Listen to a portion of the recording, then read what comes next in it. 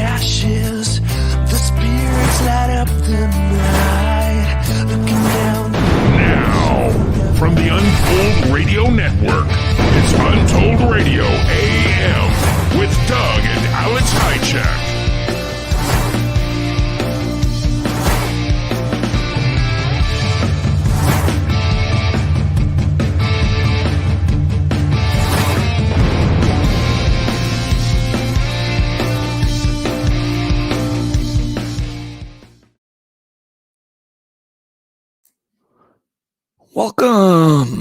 Welcome. 200th show. It's a hard one to say. 200th. It's our bicentennial show. Bicentennial. Remember when the U.S. hit the bicentennial? Yeah. No, you're too young. You weren't even born. You lie. I remember it happened.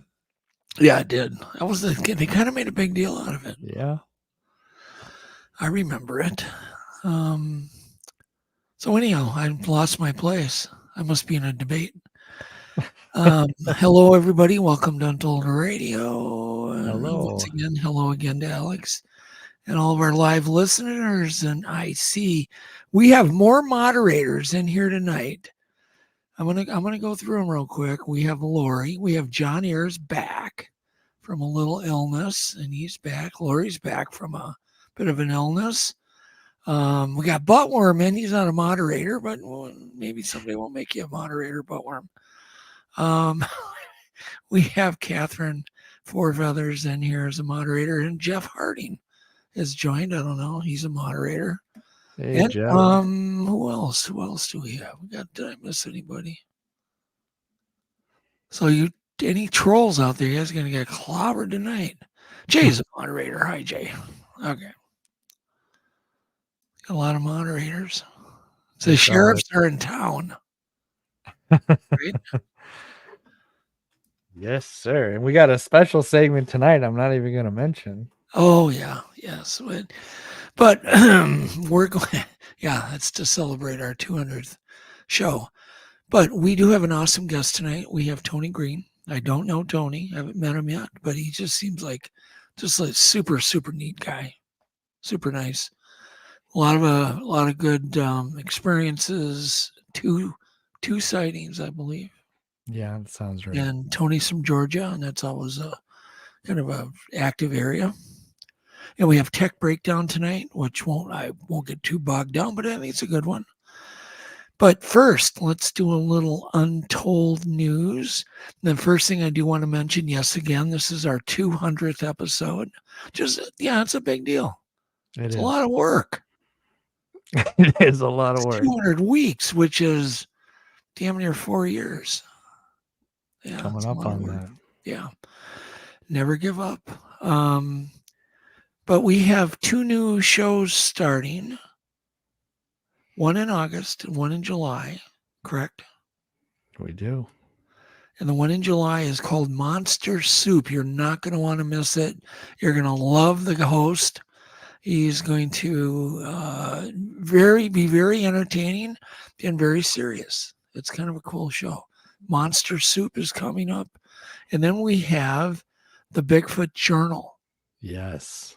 Which is similar to This Week in Bigfoot, some of the same crew. And Brandon had to take a break. We were going to feature This Week in Bigfoot, but Brandon had to take some things happen. Things happen in our lives. He had to take a break. So hopefully Brandon joins that show as one of the main guys here once we get going. Yeah. I can't wait for that. Yeah. So anyhow, did I say Brandon? I meant Brendan. Brendan. Yeah. I get my. It's hard. It's hard. And we know so many Brendans and Brandons. Right. I get them swapped. I know it's tough. So I apologize. Brendan Brown. Anyhow, so hopefully. Phoebe. But that show launches in August, so it'll be really cool. And that's going to be a bi-monthly show. So every 2 weeks, it'll cover all the news from the previous 2 weeks. So, and what's coming up. So it'll be a cool show. With that said, let's get into a little of Untold news. I know you don't have a bumper because my news doesn't require a bumper. It's kind of low key, right? Right. It's very low key. So have you ever heard of the Antikythera mechanism? Antikythera. I can't even say it in a row. This thing. Do you know what this is? No. Are you aware of it? A lot of people are. It's been around, obviously, a long time. It was probably made, upwards of 2,000 years ago. But it was discovered in 1901. Is this a recreation of it? And that's the fossil? On the right. But that's not what this little news piece is about. Apparently, researchers have made a breakthrough in the study of this oldest world. Did I say oldest world's computer? No, world's oldest computer. Mm. So there was a new study, and I'm going to tell you about it. They figured out what it is, basically, and it is a clock that goes through the entire lunar year. This is where it was confusing. So they thought it was probably the Earth calendar that this computer calculated, right? But it's the lunar calculation. It's lunar calculation. Into this. So this new study was published in the Journal of British Horological Institute, University of Glasgow. And it was the people that worked on the gravitational wave formulas, researcher Graham Wowen and research associate Joseph Bailey.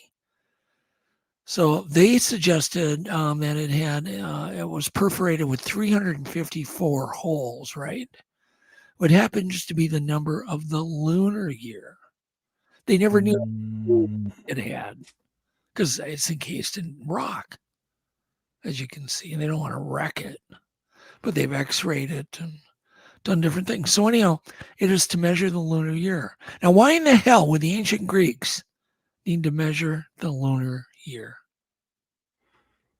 Interesting, huh? Ancient aliens. Yeah. So it has 360 holes in it. That's a lot of holes. Well, yeah, but if it was to measure Earth years, it would have 365. Yeah. That's how they figured it out. So the holes matter. Holes usually do matter. Just another example.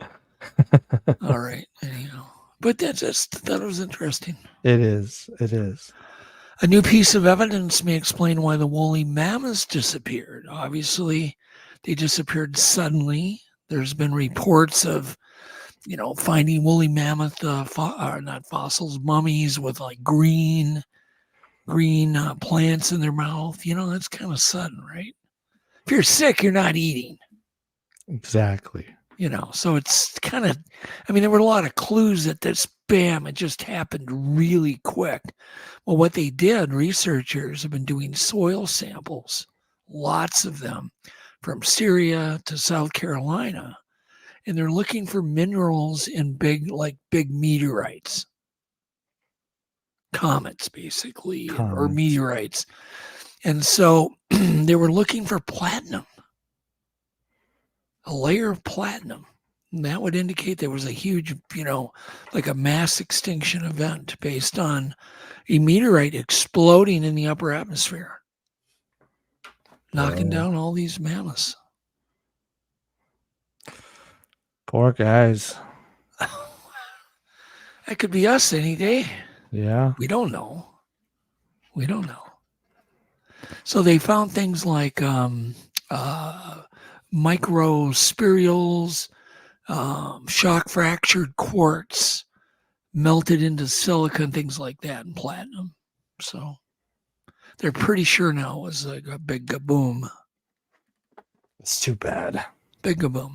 But apparently a small population of woolly mammoths survived for centuries, maybe even thousands of years beyond that event, on an island off the Russian coast. I'll tell you about that. So, well, most of these mammoths died off, right? They think that they found this island where they lived another 6,000 years, which maybe only be about 4,000 years ago. That's not that long ago. No. And they think the population only was 200 to 300. But they only think 2 survived. 2 mammoths survived. Just 2. Just 2. And then eventually over hundreds of years, they built it up to 200 to 300 animals. From inbreeding or? Well, I don't know all the details, but I researched it quite a bit. Yeah. It is interesting.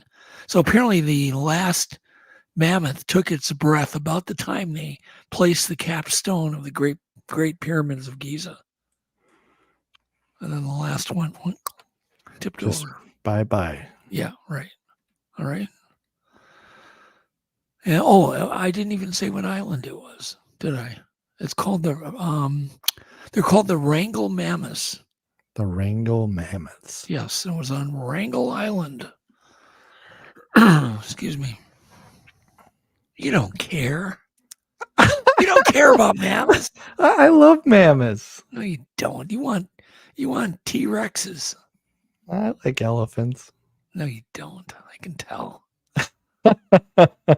I know you. You definitely like dinosaurs, though. Oh, right? I love what little boy doesn't love dinosaurs? Yeah, and you're still that little boy, I think. Oh yeah. Did you know July 2nd was UFO World UFO Day? I'm getting everything backwards today. I must have dyslexia today. World UFO Day was July 2nd. Did you know that? I saw that on Yeah, it's like a tour for a Subway or something. Did you really? Yeah. Okay. You didn't get the day off though. I know. World UFO Day. I didn't get the day off. Holiday. Yeah, that should be. I think it should be. But now the Pentagon, another statement, brand new, and they made this on World UFO Day. Pentagon just says people are just jumping to conclusions about the mystery. That's kind of what the article said in a nutshell. It's from the Pentagon. We're all just jumping to conclusions. So when we see a ship going faster than the speed of light, bouncing around like a ping pong ball, we're jumping to conclusions. So it's like, oh my God. Come on. And they, of course, claim and reaffirm that they know nothing, right? They know nothing. Zero, nada, nothing, which is, pile of doo-doo. Yeah. A pile of doo-doo. Anyhow. That's enough for that one.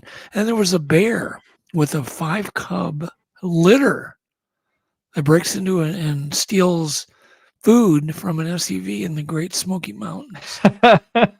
That's news, right? That's so 5 cute. little cubs. Yeah, look at them. And she's teaching them bad, naughty things. She's teaching them bad things. She made several trips into this car, apparently, to get, food and things.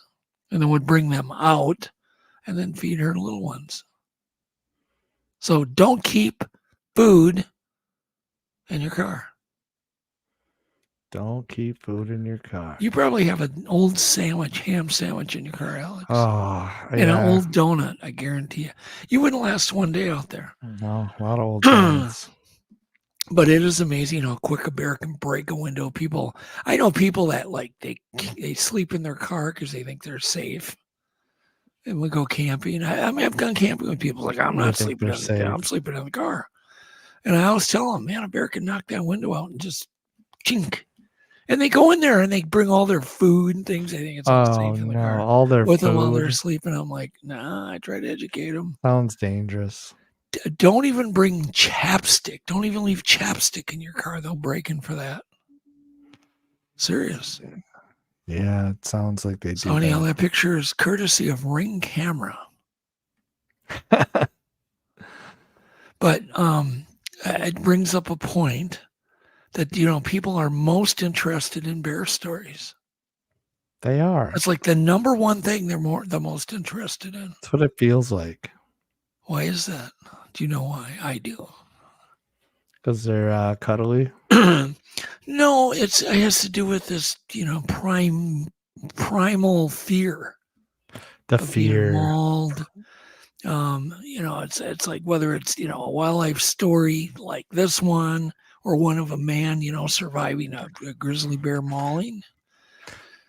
It's just, you always have to read it. I always do. I don't know. Do you read that stuff? I've read, yeah. But a yeah. guy attacked while he's hiking. Yeah, it's hard to look away from that stuff. Well, when I pitched a bear documentary, which there really weren't that many to Animal Planet with the Man Who Walks with Bears, which was really a cutting edge doc. I don't think it's on YouTube. We had Mark Hamill narrate it. It was really cool. That was, when, about 2000, about 24 years ago I did that. But I still think it's the most cutting edge bear doc ever done. More breakthroughs than any other doc. Even to this day, people have never done what we did. One of the things we did was radio collaring wild bears without drugs. Radio collaring them. Putting big, thick, now these are not little light cloth collars. These are thick leather, heavy collars that we had to bolt on. Oh, you had to bolt them? With bolts. Yes, bolts. And a wrench. And it was done simply by just distracting the bear with like sweetened condensed milk. So when Lynn Rogers called me up and he goes, Doug, he had lost his federal permit to tranquilize bears. And he called me up and he goes, I have this bear I really kind of trust. It's a wild bear, but she always seems pretty friendly. And he goes, I was thinking on trying to get a collar on it. And I said, oh, God, that's awesome. Do it. Because I had experienced the ketamine myself. It's not a fun thing to get hit with, right? It's not fun. No. And it's a long story, but it happened by accident. Well, not accident, but anyhow, I experienced what a bear goes through when he gets tranquilized. It's not fun. Month recovery. Sounds brutal. Dehydration. It's bad. But anyhow, make a long story short. I said, well, why don't you film it? Then you can't get in trouble with the Forest Service. Get your camera, film it. And I said, I got a great idea if you do it. So he calls me back like 10 minutes later. He goes, Doug, I did it. I got a collar on a wild bear without drugging it. And I said, good, we're going to pitch a documentary on bear research based on trust. Goodbye. I hung up on him, called my agent, and within minutes we had a deal with Animal Planet. Sounds like it was really quick. It was quick, yeah. But Animal Planet knew that number one topic people wanted to see was on bears. Number two was bears, and number third place was bears. So it sounds like it was super popular. Yeah. So now you know why I just did a little bear story. There you go. All right, next. Enough of that crap. An alligator uses a crosswalk. An alligator stopped traffic, Huntington Beach Park in South Carolina, as he took his time crossing the street, and he even used the crosswalk. Wow, looks like he was strolling. He was doing the alligator stroll. That was your answer to a question one time. So what do alligators do? They walk around or whatever, and you go, I think they stroll. God. Well, there we go. I still crack video evidence. I still literally crack up when I think about that. Anyhow, he's strolling across. This happened Friday, June 28th. The alligator strolling across the crosswalk. He probably pushed the little cross button. And by the way, I have a beef with the MnDOT here in Minnesota. When you push that button at the crosswalk, it goes. It's not nice. It just goes, wait. Whoa. Every time I push it goes, wait. It just yells at you. Like it does. It yells at you. It's like, Jesus. Okay. It's brutal. Next, a tech company unveils tiny, I don't think they're that tiny spheres that outperform solar panels using both the sun and artificial light. Company says these things could hit 60 times the current capability, right? What are you doing? I'm talking about solar panels. I see a shark.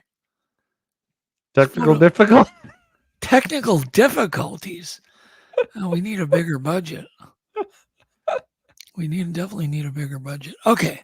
So anyhow, apparently these things are a little more than an inch, and they can be all the way up to 4 inches, but they can harness both sunlight and artificial light, which means I could be charging batteries just here, just in my studio. That's pretty awesome. Recouping. So you could recoup, like you cannot recoup like if you have regen, people say, well, just put a generator on an e-bike and it'll charge itself. Well, you're always going to lose electricity. But if you had solar panels in your house that are absorbing the light in your room from the TV, you could recoup a little bit of it, right? That's pretty It's awesome. cool. Anyhow, it says these things are called photon energy systems. It uses multiple layers of cutting-edge materials. No doubt a layer of chocolate in there.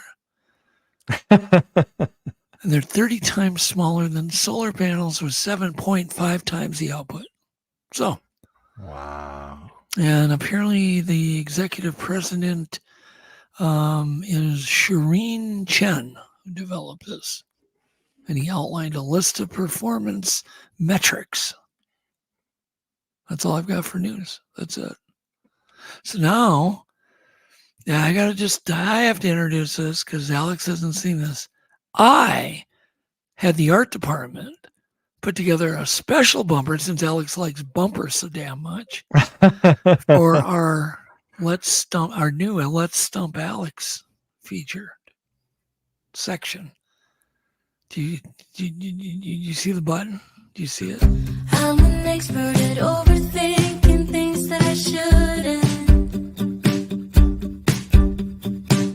You come across as a cool guy, someone is the opposite. Let's really stump Alex.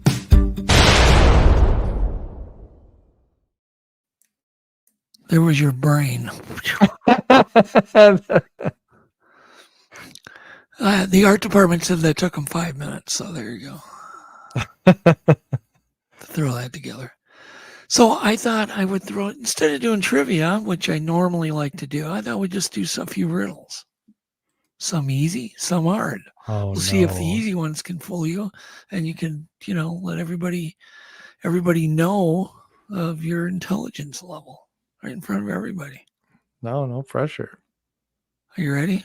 Yeah. All right, let's see if we can stump Alex. By the way, we have Tony Green in our back room. Hi, Tony. Hey, Tony. We'll be done soon. Enjoy. I'm very excited to meet you, by the way. Okay. So, what gets wetter as it dries? No, that makes no sense. What gets wetter as it dries? And please join in, audience, because you want to beat Alex. Alex, do not look at the damn chat. If somebody in chat says it I'm going to watch this like a hawk. No, hold on here. I'm way behind in chat. What gets wetter as it dries? Yes, what gets wetter as it... Oh, you already got beat. Dry ice. No, a towel. Mike from CARC got it. Hey, Mike. So you got beat. You got stumped. Oh, no. All right. If the day before yesterday, listen carefully. You might even need to write this down. If this is a hard one, if the day before yesterday is the 23rd, what is the day after tomorrow? The next day. No. If the day before yesterday is the 23rd, then what is the day after tomorrow? Day before yesterday. The day before yesterday. It's yesterday. 23rd. Oh, gosh. I'm watching. Eric got it. Oh, Tennessee. Kentucky Bigfoot got it first.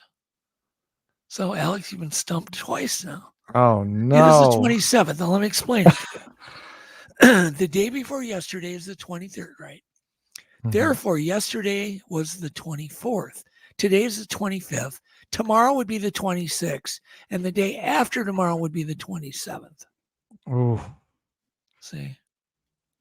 All right, next. A horse was tied to a rope 5 meters long And the horse's food was 15 meters away. How did the horse reach the food?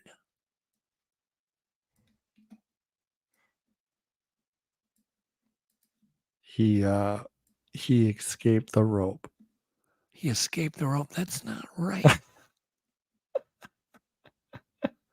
It's not right. He just walked over to it. I said a horse was tied to a rope.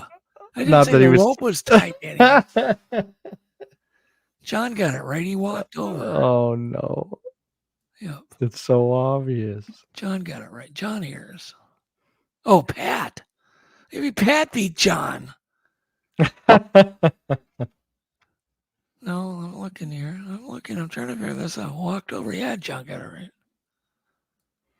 All right.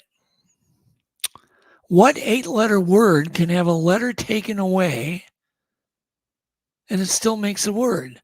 And you can take another letter away and it still makes a word. You can basically take every letter except one and it still makes a word. There's one word in the human language you can do this with. It's an 8-letter word, and you can keep taking letters away and it keeps spelling a word until there's only one left. So I should give you a clue. So what one-letter word is there? Can you come up with that one? Can you even come up with that part of the answer? Yeah, that's correct. So now you know that the word has an I in it. So what's the word? Oh my God. We sure got some smart, we got some smart people in chat. It's already done. Somebody already got it. The word is starting. Starting? Yeah, so you can remove the middle T and you have starring. Remove the A and you get string. Remove the R and you get sting. Remove the T and you get sing. Remove the G and you get sin. Remove the S and you get in. Finally, remove the N and you're left with I. Starting. So we're stumping Alex with a perfect record. That one was tough. What has a head, a tail, is brown, and has no legs? Head, a tail. It's brown, has no legs. Head, a tail, a mouse. Come on, someone's going to beat you. It's a mouse. A mouse? Come on, buttworm, you can do it.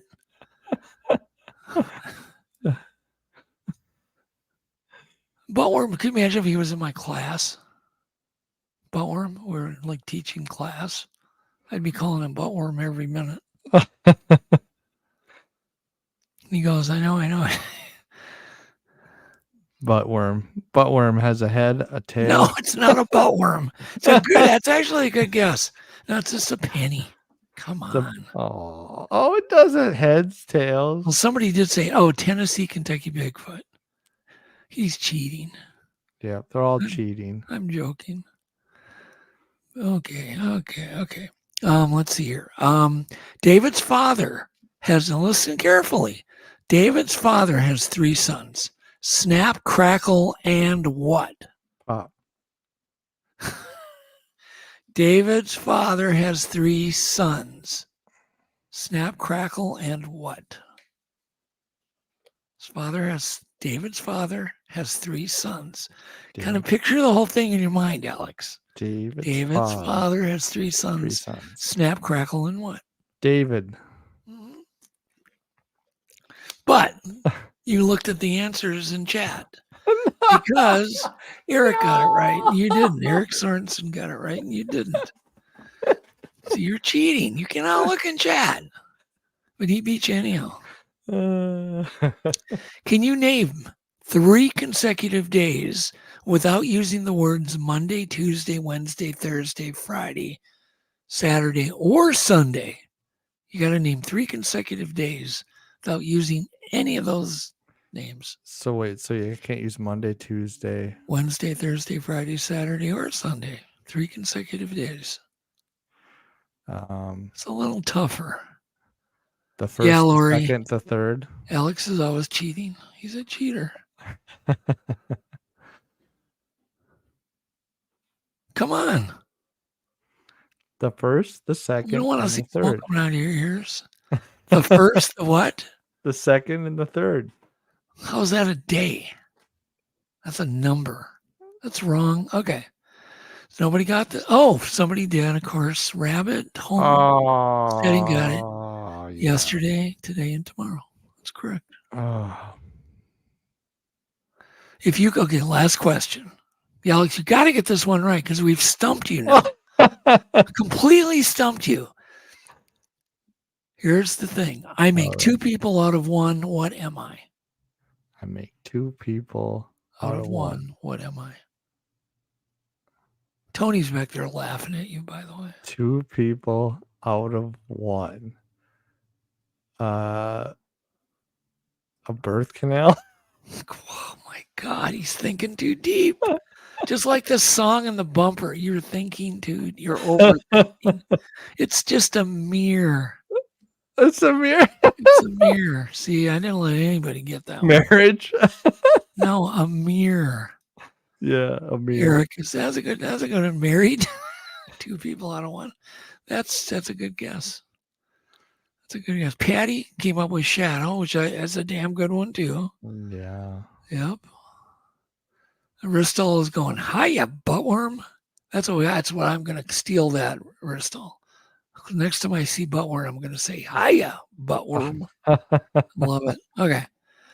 Untold clips. I have got how many clips? I have not that many. They're short. They're all short. Clip 1.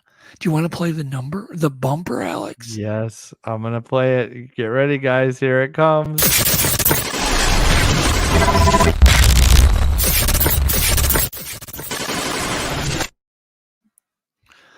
All right. Are we ready? Okay. What are you doing? Just hang on. You're fast. Alex is the fastest clip putter-upper in the world. No sound. So, and I get people argue with me all the time on this. Every time I've gone, out of town, I'll be in, Puerto Vallarta or somewhere in Dominica on the beaches or whatever, and everybody's always says, "Oh, you're safe if you don't go out past 4 feet or 5 feet." No, you're not, from sharks or shark attacks. Go ahead and play it. Proof you are not safe in any amount of depth. Oh my gosh, that is close. Now they see something they want, they're gonna get it. So you think you're safe 5 foot? Oh, I'm just wading up to my knees. No, you're not. That shark is hungry and he sees you as prey, you're gonna get it, and it ain't gonna be fun. Clip 2, sound is good. This is really weird because these are military ducks. Look at these things. Go ahead and you can play with the sound. Explain this to me. Why are these ducks standing at attention in the rainstorm like they're about to receive marching orders? It's a beautiful rainy day, and these ducks are just frozen solid. It's a 4 out of 5. It's RGP. Tony, have you ever seen anything like that in Georgia? No? He says no. I can't hear you, but I can see your head shaking. Nope. That's weird, isn't it? That's just weird. What do you think that is, Alex? I don't know. They're just frozen. I thought, well, maybe they're drinking water, right? But they don't have their mouths open. Do they? No, they don't. No. So leave us a comment in the comments if you see this, whatever. All right, clip 3 sounds good. This is a really interesting illusion. I've never seen this illusion, but it's got to be an illusion. It's almost like a atmospheric Pepper's Ghost hologram. Go ahead and play the clip. Dick, can you believe that? Oh my God. Oh What my the heck? God. That's the weirdest. I have a feeling they're down in Key West. It looks like a Lego pieces. It's just sitting in the water. Have you ever seen anything like that, Alex? No. Are you The sun kidding seems me? like it's just small and in the water. What's interesting is you don't see it anywhere else. That is what's interesting. And they're saying, "Oh, is it a glitch in the Matrix?" Well, maybe it is. I don't know. Maybe. There could be a glitch in the Matrix. Could be a glitch. I see glitches all the time. There's got to be glitches. All right. That's enough. All right. Clip 4. For anybody, there's no sound needed. Please, no sound. But for anybody who has not been to Lake Tahoe, man, this is what you're missing. Clip 4. This is how clear the water is. It was this clear when I was there. Unbelievable. Just beautiful. That is beautiful. And the color, play it again. And we did go boating and stuff, and that's just a huge, massive, it's basically a man-made lake. Spring-fed, though. It's pretty cool. Spring-fed, and it gets mountain water. All right. Clip 5, the sound is fine. Social media is flooded with stuff like this, with Bigfoot clips. And I want to play this one because there's no conclusion you can make from it, but there's a jillion red flags. So all you can do is just, whatever, it might be real, but generally they're not. Go ahead and play this. A group of campers hiked and set up camp miles back into the woods. They came across a clearing and thought it would make a perfect spot for camp, but it turns out something else was staying there. The trail camera placed by the campers to keep an eye on their sight captured a huge unidentified creature lurking behind. I mean, that could be a cardboard cutout on a stick. Could be. Yeah, I mean, that's all it could be. It's just so blurry. But this is the kind of stuff that really, it's fine. It's out there. At least this one is kind of like you can't really prove it or disprove by it. the camera. But there you go. It's covered from head to toe. I mean, these creatures are real, and so since they're real, it's possible to get footage of them. It is. But the social media is just, there's so many out there. That are all like right. that. Clip 6. And remember breakdancing, or is that before your time? Yeah, I remember breakdancing. It was before your time, way before your time. But this guy or this person basically makes it look like there's zero gravity. You got to look at this clip. It's pretty amazing. Gravity doesn't have much effect on people. Oh, just wait.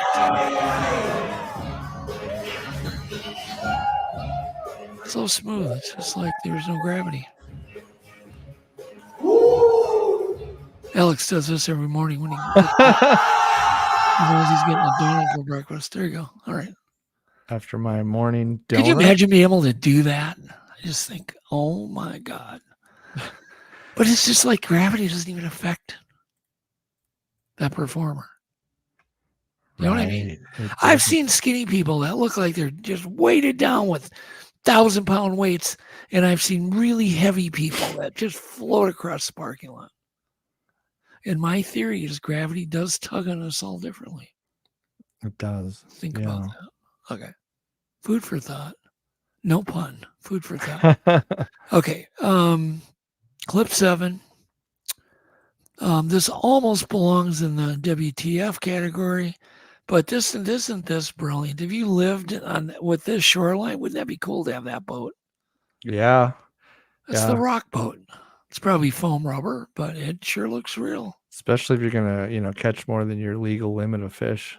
Or if you're hiding, or you're smuggling, or blah blah blah, all those other things. I just thought it was pretty cool. Bigfoot research. And speaking of water, the sound is not good on this next clip. But speaking of boats, this mother swan is a boat to her babies. This is pretty cool. And you get this peer into her wings. So you wonder how and why does the swan's wings curl in? Now you know why. Yeah. Forms a canopy. That's so cool. cute. But when you see a swan, you don't think about stuff like that. No. Like why? You know what I mean? It also makes them look bigger than they really are. But man, they can be, those are tough animals, those swans. I wouldn't mess with one. They'll bite your junk off. I was reading that. Remember we did that article and I told the article of a swan that drowned that guy? Yeah. See, it's crazy. Okay. Clip 9.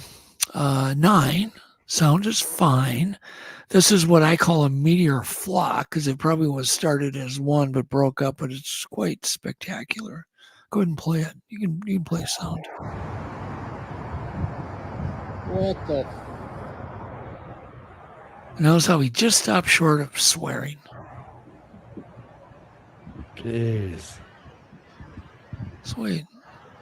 That's pretty cool. I've seen a few of these. An awesome meteor shower. It's pretty incredible.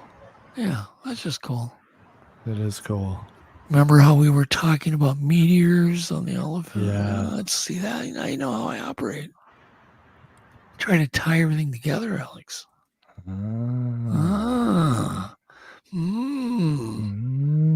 All right, this next one is really cool, super cool. Clip 10.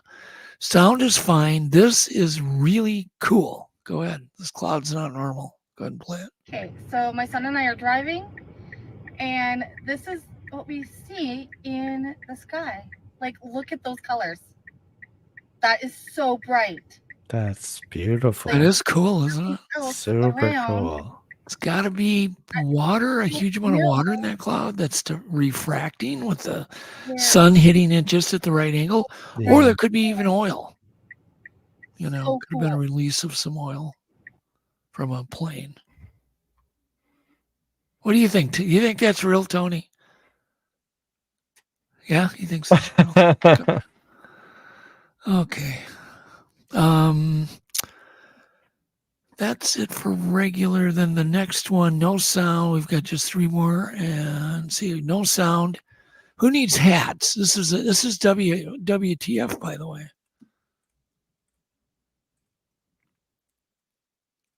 Who needs hats? If you're gonna sport a haircut like that, Oh, yeah. that's what you need, Alex. Yeah, it's a reverse blowout. It's a reverse blowout. Alex named that the reverse blowout. Okay. All right, clip 2. And I would just say nope to this. Can you imagine going in your shower and finding this bad boy? No, And in thank you. Florida and certain places, that's a reality. They do find their way in. Scary. Get in somewhere else in the house or even come through the sewer pipe. Okay. No, thank you. No, thanks. That'd be the last time I'd ever drop the soap. Okay. Clip 3. Do not try this at home. This is the last WTF clip. Don't try this at home. This is done by a pro. Oh! That's how I feel some days. I gotta play that again. This is how I feel.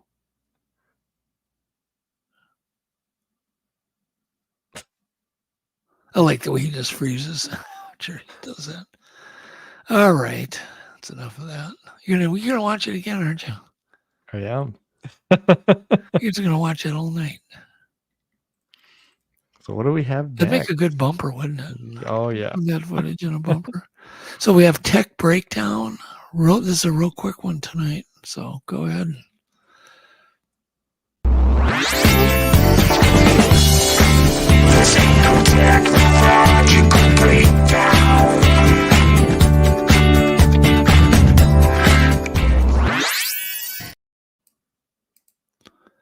See, I'm here. No, I'm not. Okay. All right. Let's go up and throw photo 7 up. I'm sure a lot of people have these, but a lot of people don't. They just don't have the confidence to, shop for something like this. And the reason I have that one up, I got to put the camera back on. Hold on here. The reason I'm going to talk about it because You got it. I have one, see? And I have the next thing we're going to talk about too right next to me. See, I put my money where my mouth is. Okay, so this thing is called a jackery. And if you're doing Bigfoot research and you don't have one of these, you need to get one. They're not that expensive. You can do so many things with it. Obviously, you can charge your phone.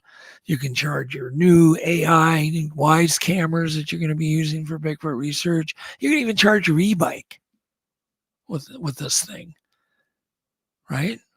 Right. Way better than a generator. You can power lights. You can do all sorts of things. No, you're not with this smaller one for $199. It's about 300 watts. You're not going to be powering like big refrigerators and things like that. But things like this are handy even in a power outage. But we'll bring them, we'll run we'll have a tent. We'll have a little USB fan you can buy. They're like $5. And you can have nice fan that whisper quiet, don't make any noise. You can have wind blowing on you. Keeps the mosquitoes off you. Then you can sleep way better. And I figure the more comfortable you are, the more you're going to go out in the field. Yeah, right? more time you'll spend The researching. fan thing alone, this is worth it. The fan idea. There's a little USB fan. Literally, I think eBay you can get them for $5, maybe even less. They're small. I have Nice. one That's- right here in the studio. That's all I use. Sounds like a steal. It's on right now, but you can't hear it, can you? No. Right by my mic. They're just totally quiet. So get a fan. You can charge, like I said, your cameras, your phone, your thermal cam, any of your equipment you can charge off this. And I love it. The handle, or if you leave it in camp, you can lock it to something. And then the best part is you can get these solar panels that are specifically made. I don't know if I can hear. Let me see if I can hold this thing. I don't know if it's got a name. No, it's only got a name on one side. It's solar panels, and they just unclip and open up.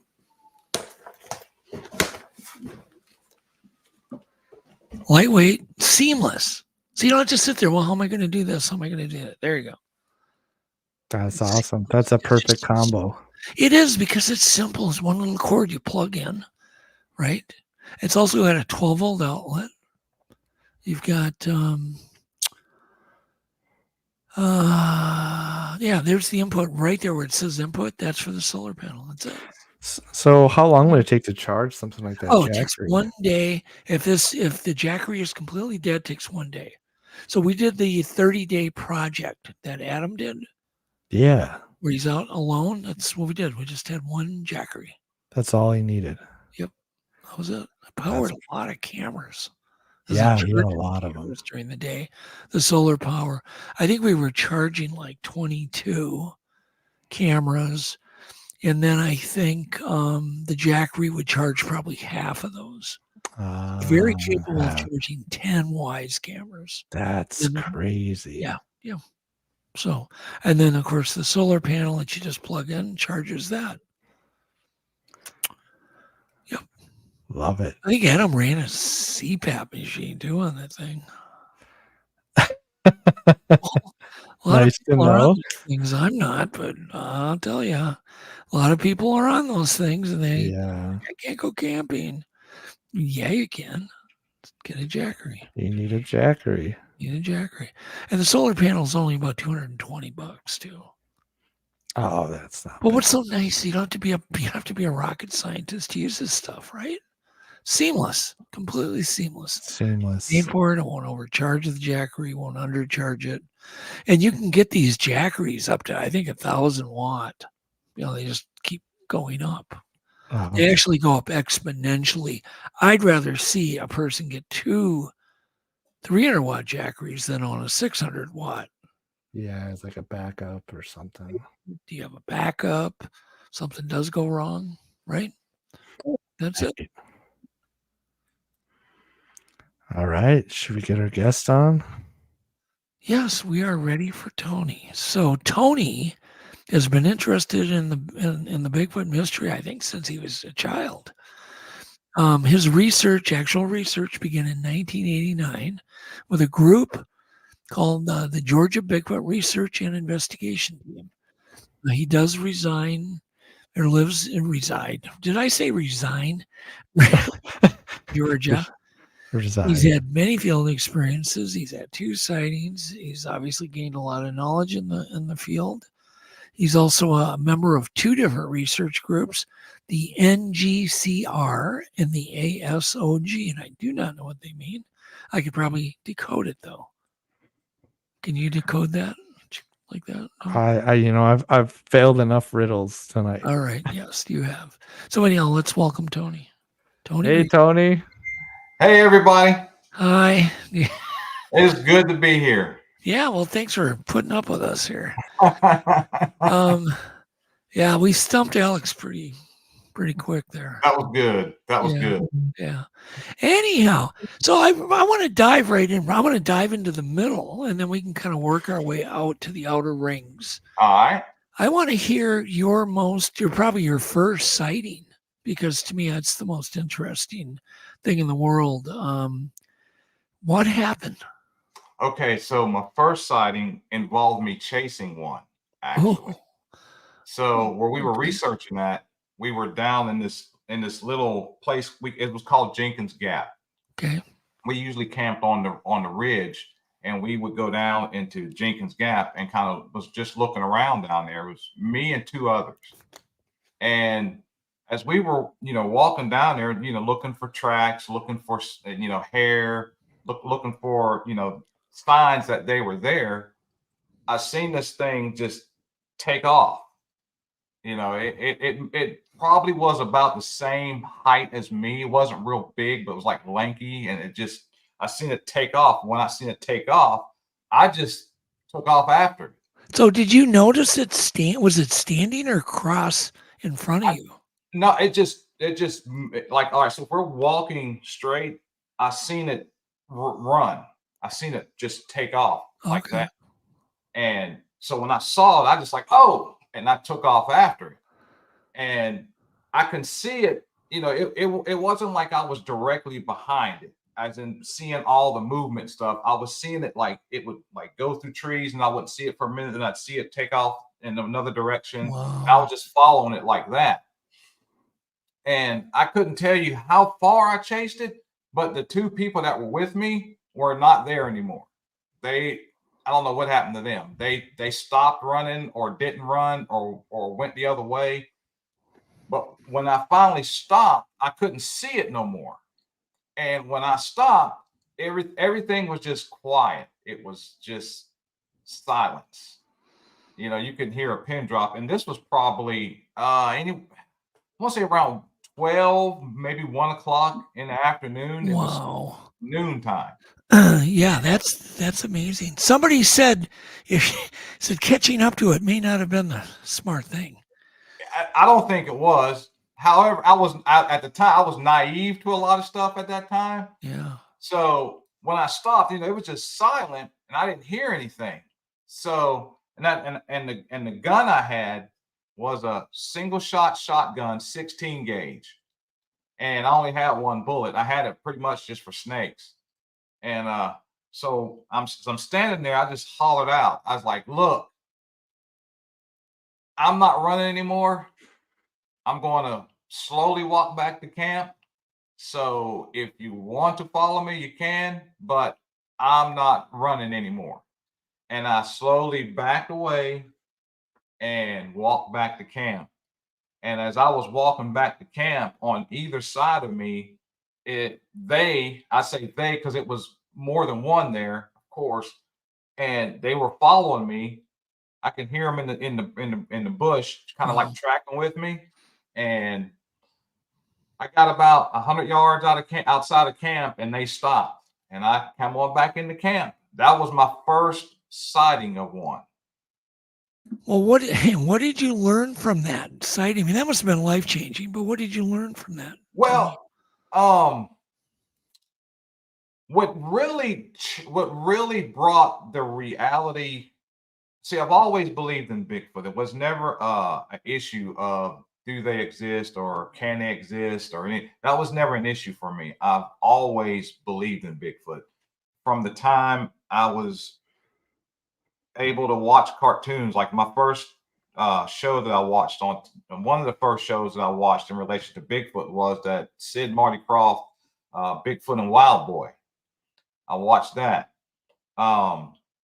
of course, I watched The Legend of Boggy Creek. I used to watch that on, Saturday nights, late night with my dad when it would come on. The Creature from Black Lake. That was one of my favorite movies. I've always viewed Bigfoot as just another ape. So there was never an issue of doubt they exist or anything like that. Because it was like me at that time. I knew apes existed, and I'd never seen one physically. I hadn't even been to a zoo to even, lay physical eyes on an ape, and I believed it. So it was no issue for me to believe that a Bigfoot existed. So what was a belief into a reality was when I seen my first track. When I seen my first footprint, I like to say it like this. When people experience a Sasquatch for the first time, they have this life-changing experience. That's what I had when I saw the footprint. When I saw the footprint, my belief in Bigfoot became a reality. It was no longer, I believe they exist. It was now I know they exist. And it was a physical thing that I knew actually existed, because here is the physical evidence that tells me so, which is a footprint. Well, so by the time I seen, from the time I saw my first track, to the time I seen one, I was probably 3 years apart. Okay. So by the time when I saw that one, I never really had a fear of them. Never was really scared of them or anything like that. Well, that makes sense to me, because like an Arctic wolf, they're not afraid of humans at all because they've never been hunted. You know what I mean? You've never had any bad run-ins. Right. I guess in a lot of ways, ignorance in a lot of ways is kind of bliss. You hadn't heard probably a lot of the rock throwing and things like that. Now we have rock throwing in our group. We, like, a lot of times how this would go, where we researched that, we had pretty much documented. And when I say document, I mean like the various footprints, various different sizes and types of footprints. We pretty much documented 8 different creatures. So basically a family, possibly 2 families or a clan that roam this area. And what they would do, they didn't necessarily stay on this area, but they traveled through this area. Summertime, you go up there, nothing would happen. Absolutely nothing. That's interesting.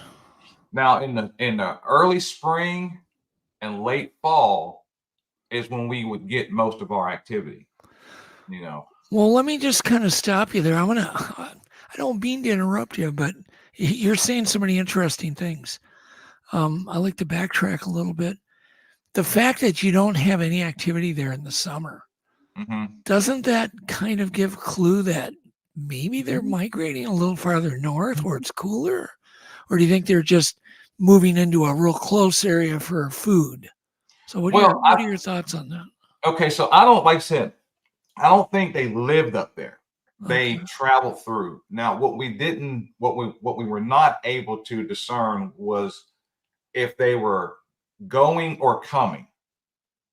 So I don't think they used that place as food. It's like when we were there, we were trying to head them off.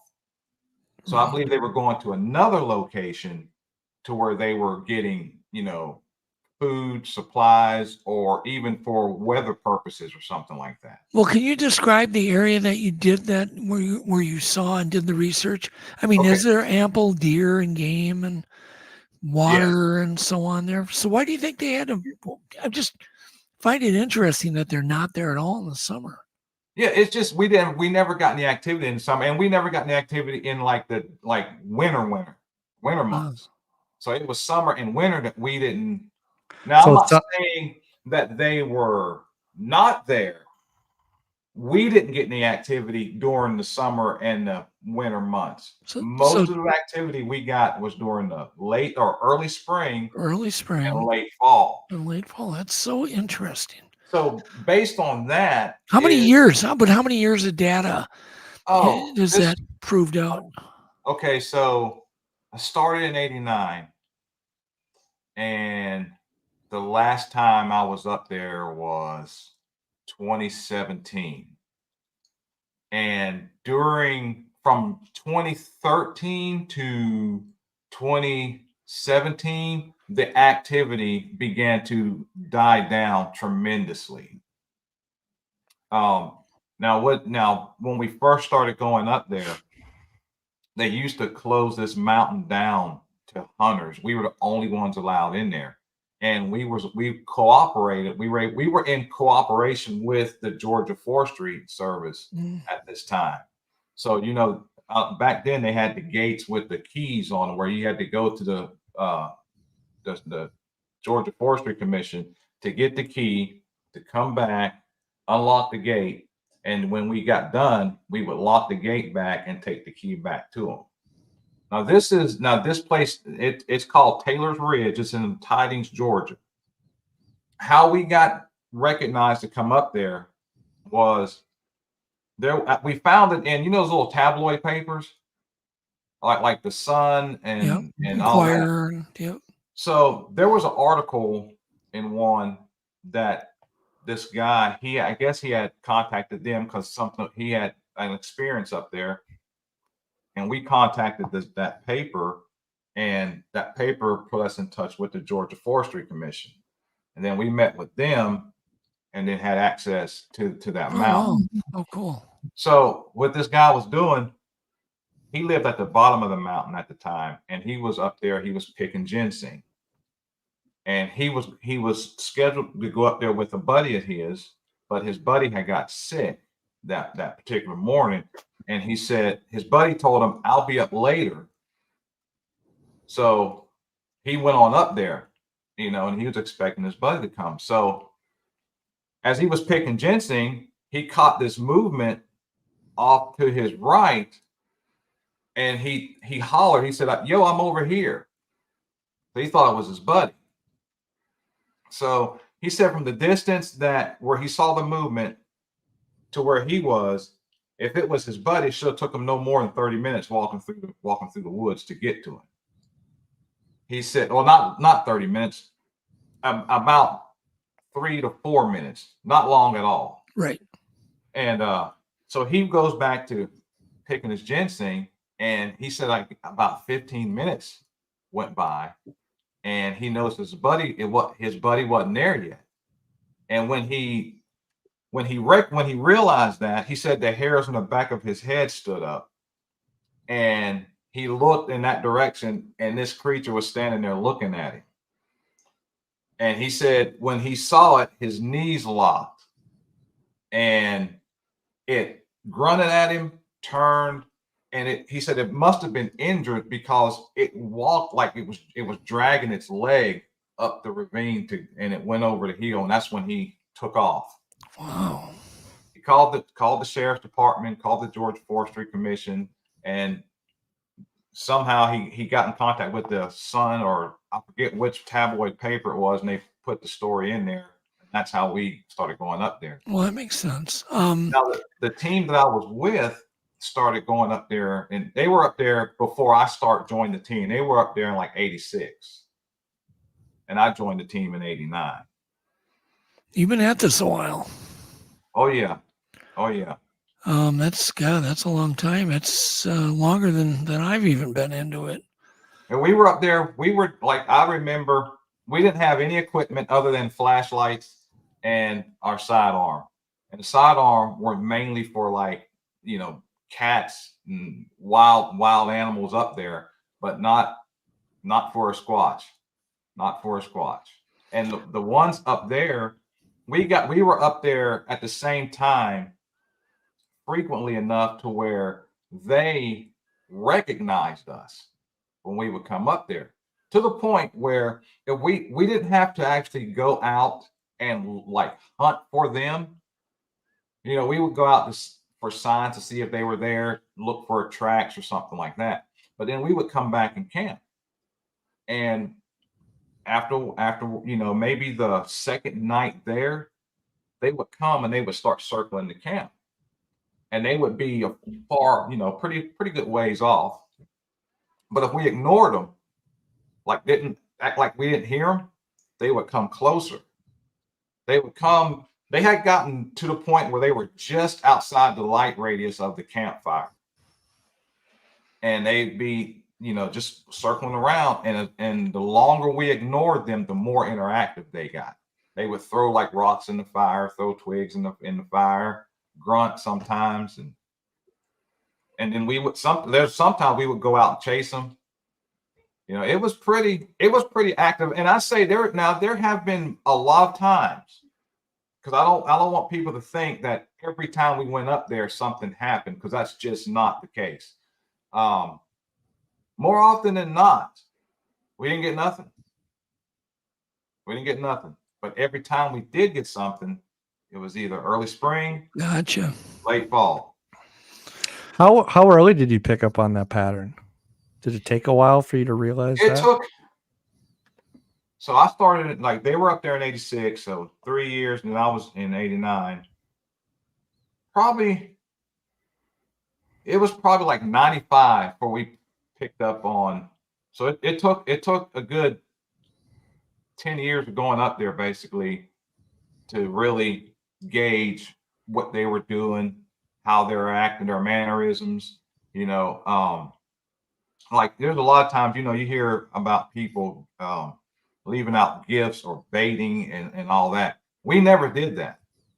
The only thing we did was when we got there, we'd set up camp, get our firewood, get stuff cooking, get our tents and stuff set up, go out in the woods, and then come back to the camp and just talk. And after a while, you'll hear a twig snap, and then you'd start hearing them circle the camp. Did the activity happen mainly at night, or was some of it in the day? Mainly at night. Actually, it ramped up around 9, 10 o'clock, and it would keep going. When it did happen, it would go to about 2, 3 o'clock in the morning, and then it would settle down. And it's like, just from that, we figured, okay, so they're up here, they're checking with us, they're seeing what we're doing. But now at around 3 o'clock in the morning, they're leaving the mountain. They're going somewhere else. Did they ever do anything like a grand kind of finale, like they threw the biggest rock right before they left, or threw a big log, or did something kind of like a grand, like, kind of like a gorilla behaves? They always smack something, then they leave. No, they never did that. Okay. So they never did that. Like the activity would be like some of the activity would simply be just. Well, take us through one night. Kind of so we have an example of what you guys went through. Okay, so I'll give you the night where I think we ticked them off.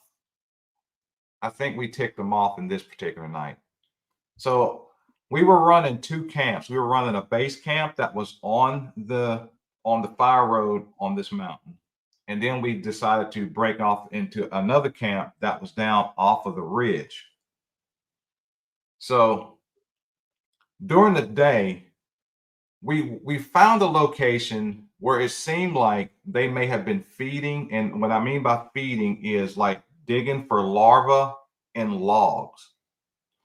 There were footprints, there were knee prints. They were like they had been, scrummaging on the ground. So we decided to just throw the log and just like mess with it. And we went back to camp, our normal routine.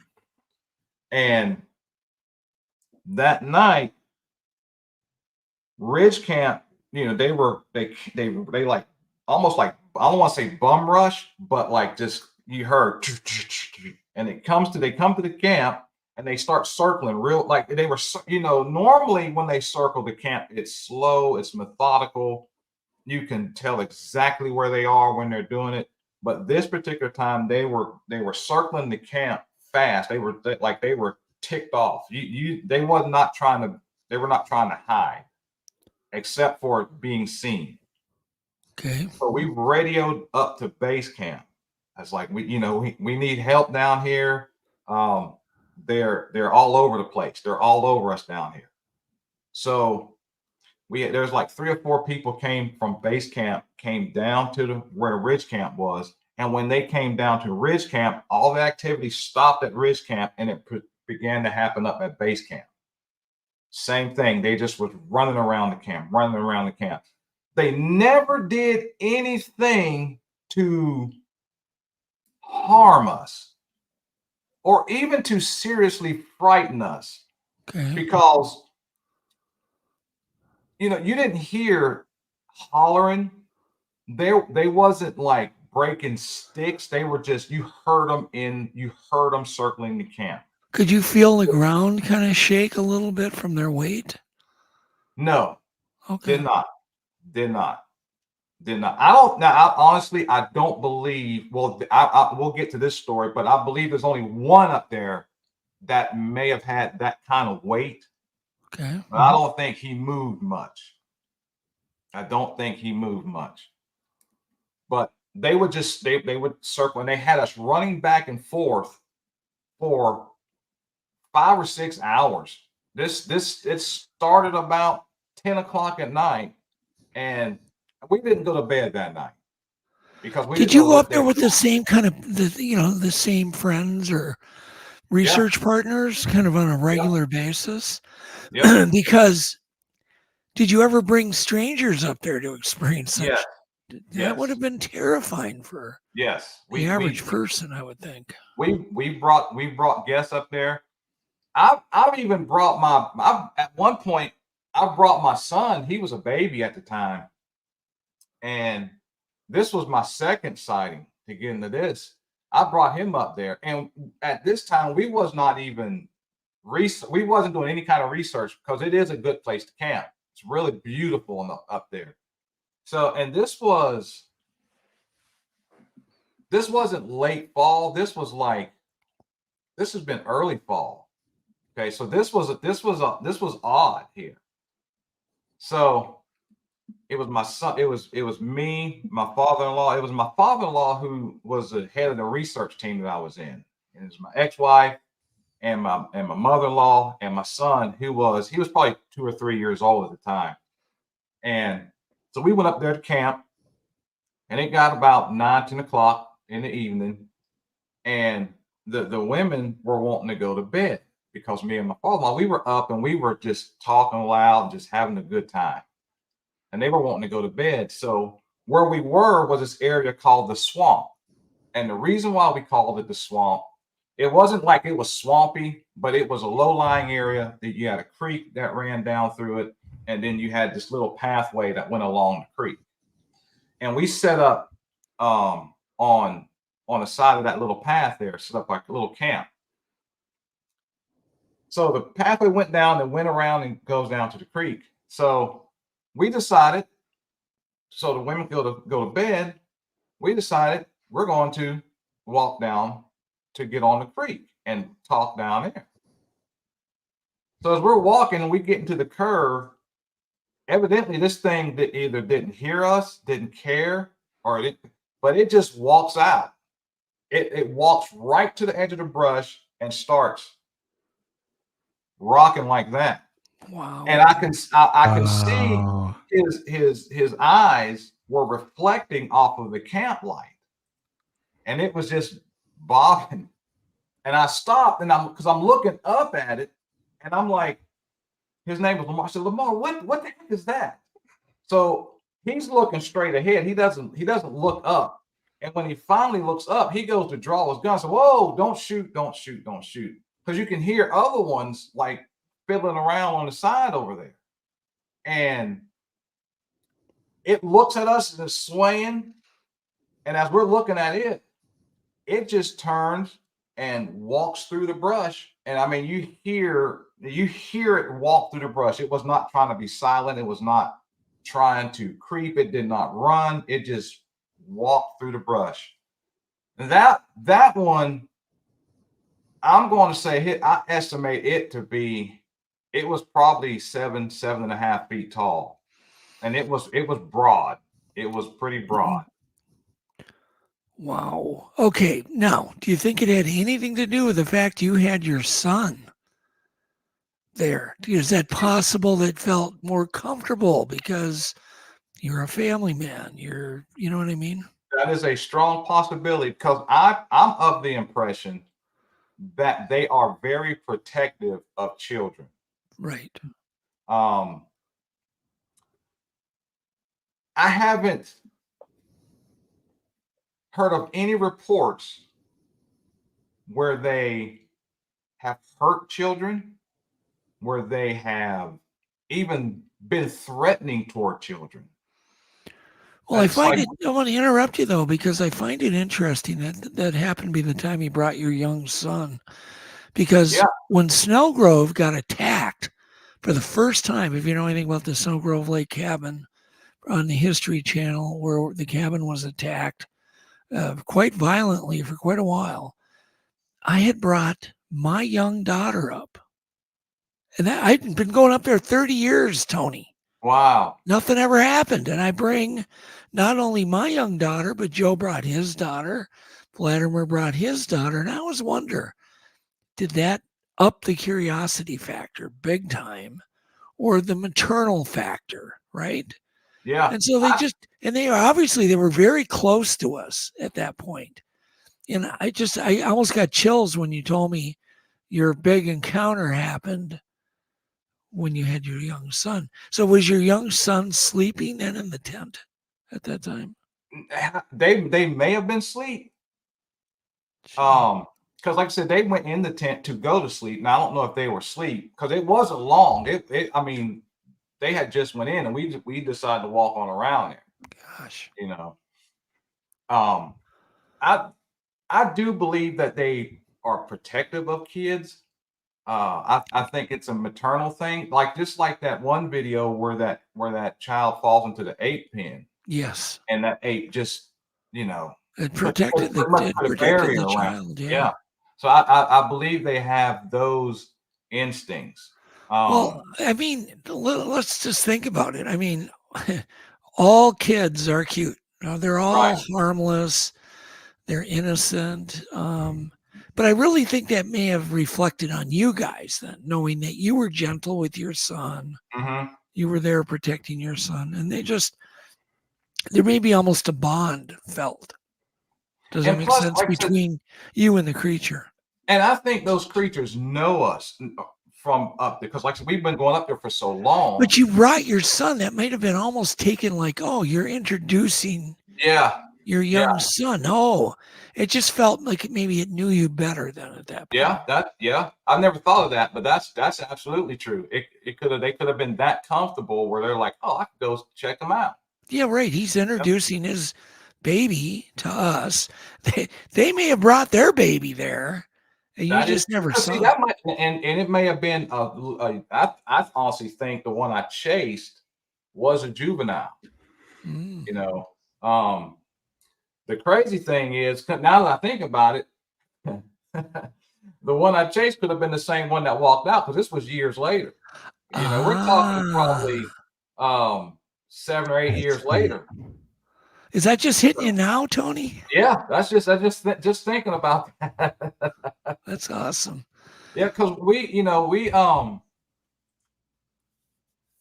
I like to say we kind of grew up with them up there. Yeah. Like I said, we went up there the same time every year. The same stuff kind of happened.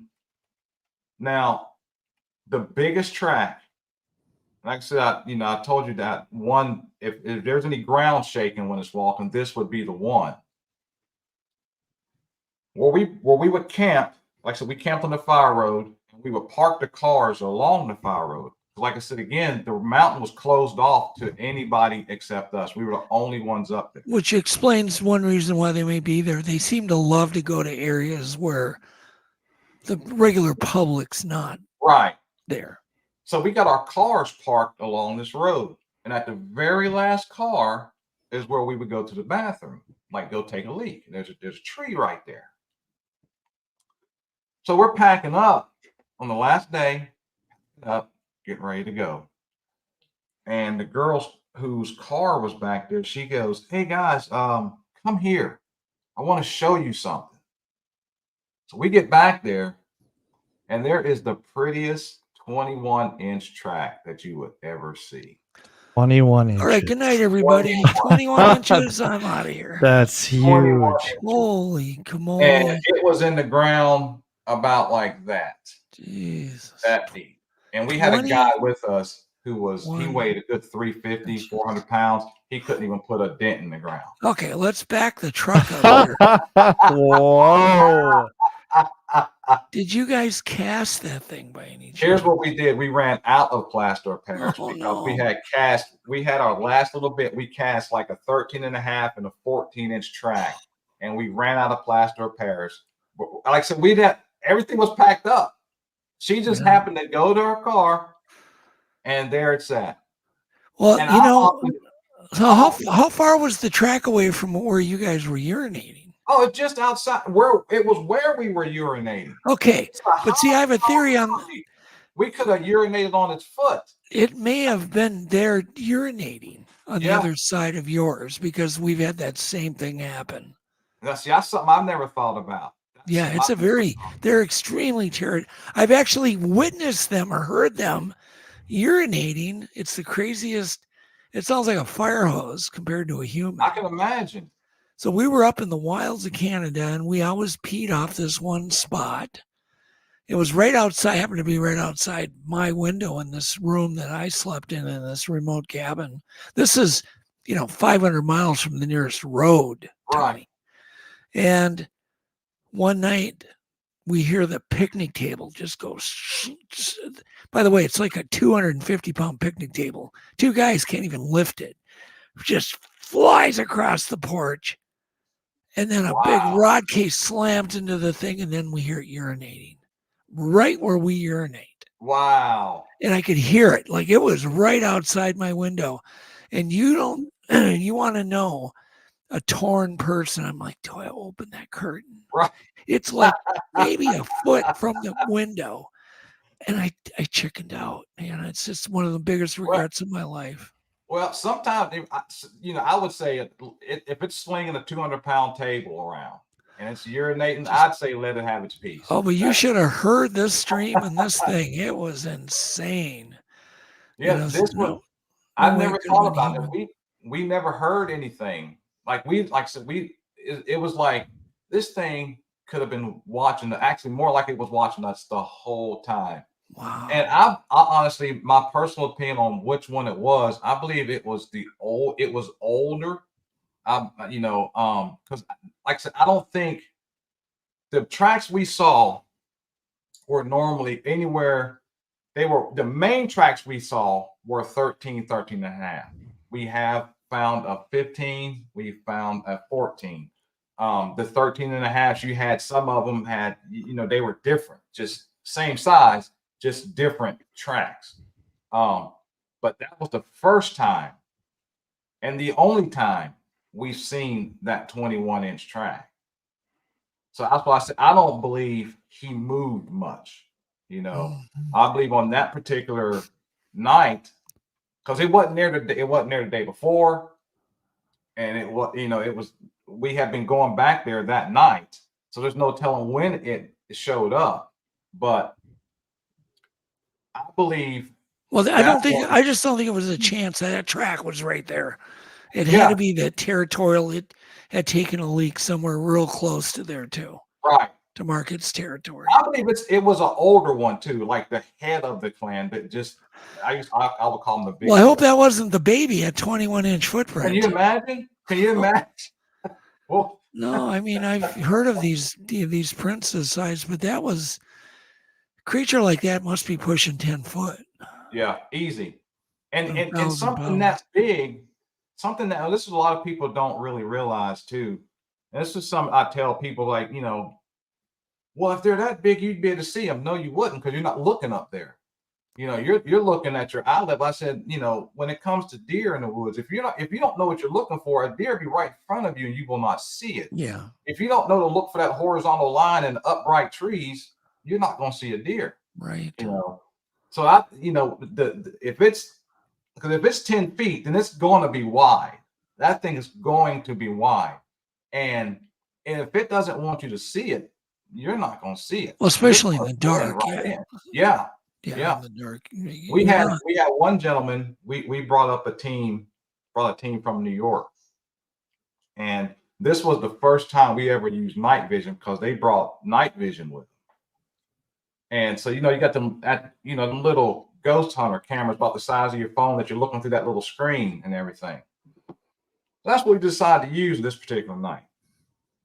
And this was also the first time we didn't leave anybody in base camp. So each team, we divided in two teams. One team had the one night vision camera, and one other team had the other, and we went in two different directions. Well, the leader of the New York team, he brought a one of those, at the time, was a third generation night vision monocular. And that thing, you can see, it lit up like it was daylight out there looking through that thing. So we went in two different directions. We were about 100 yards outside of camp, outside of base camp. Nobody's in camp. Well, the battery on one of the night vision cameras goes dead. Now, I had one and the other team had one. Their battery went dead. So the guy with the monocular, he said, I'll go back to base camp and get a battery, put it in there. No big deal. Okay. So he's walking back up the road to go back to the camp. And he gets probably about 30 yards outside of camp. And he comes over the radio and he says, his voice is quivering, and he goes, I'm looking at it. It's right here. I don't know what to do. Now, mind you, he's looking at it with this monocular. The creature does not know he's seeing. So the creature standing, he is no more than 20 feet away from this creature, probably less than that. And the creature does not know he's seeing it. So when he comes over the radio, he tells us where he's at. I start running towards him because in my mind, the way he's sounding, he's about to get attacked. So my plan is to tackle the creature. That's the tackle him. Tackle him. That just you are bold. You are bold, Tony. How tall are you, Tony? I'm 6'5", 6'3", 6'5", somewhere around there. Oh, okay. Yeah. Okay. So you stand a chance. All I'm seeing is I'm looking at like this. This is my teammates in danger. Right. That's how I'm looking at it. So what I'm trying to do, what I'm thinking of, because I'm getting a good full speed, and I'm running down through here, and I see him pointing at it, and I just take off in that direction. Because I'm thinking of tackling it, and when I just about get to it, it runs off the side of the ravine. And by this time, the other guy from the other team, we come up and we meet, and we're like, "Do you want to go down there after it?" Because it's in the bottom of this ravine, and you can hear it kind of jumping down and stuff. And we was like, "No, it's too dark. All we got is these little camera thingies. Let's go back and check on our partner." So we get back there to where he's at, and he's literally sitting on the ground pretty much in tears about what he saw. And what he described, he said it was standing in front of the tree. And when it realized that it was seen, it went into a relaxed position. And he said at that point you can see all the muscle and the mass just bow out like. And he thought he was going to be attacked. And he said when it heard me coming, it backed up and turned and went off the side of the ravine. Wow. He thought I had caught it on night vision because I had the night vision camera trying to look through this little screen as I was running through this brush. So we've had some adventures up there. I'd say another guy, he decided that he was going to, he had a little one-man tent. And, in this one-man tent, if you stretch out, your head's up against the tent and your feet's against the other end of the tent. So he decided that he was going to put his tent just outside the light radius of camp, down this little trail. So, and he went to bed early that night. So this tickles me. We're all sitting in camp. Some of us have went to bed and everything. So the rest of us, we're sitting up talking. And we see him coming up the trail, and he said, and he's real calm, and he's just comical. He's real calm. But he's a short guy. He's calm. He says, was any of y'all messing around my tent? I was like, no. Because one of the rules we have is when we went out in the field, we didn't play jokes. Yeah, we didn't play jokes on nobody. That's a good we didn't rule. try to scare nobody. There was no drinking, no drugs, no joke playing, no horse playing. We're real serious because you don't know what you're running into. So he's like, no. I said, why? He said, well, let me tell you. He said, I'm laying there. He said, and I heard something walking around my tent. He said, and I didn't move. He said, then I felt something squeeze my head. And I said, what? He said, yeah, it was squeezing my head. And then Not the head squeeze. He said it had chubby fingers. And I just, oh man, that was hilarious to me. It had chubby That fingers. was hilarious. He said it had chubby fingers. No, Tony, that's not funny. That's not funny, Tony.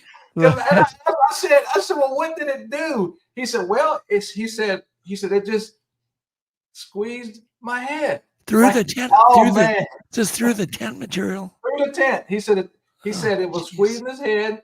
He said he didn't want to move because he wanted to feel what it felt like.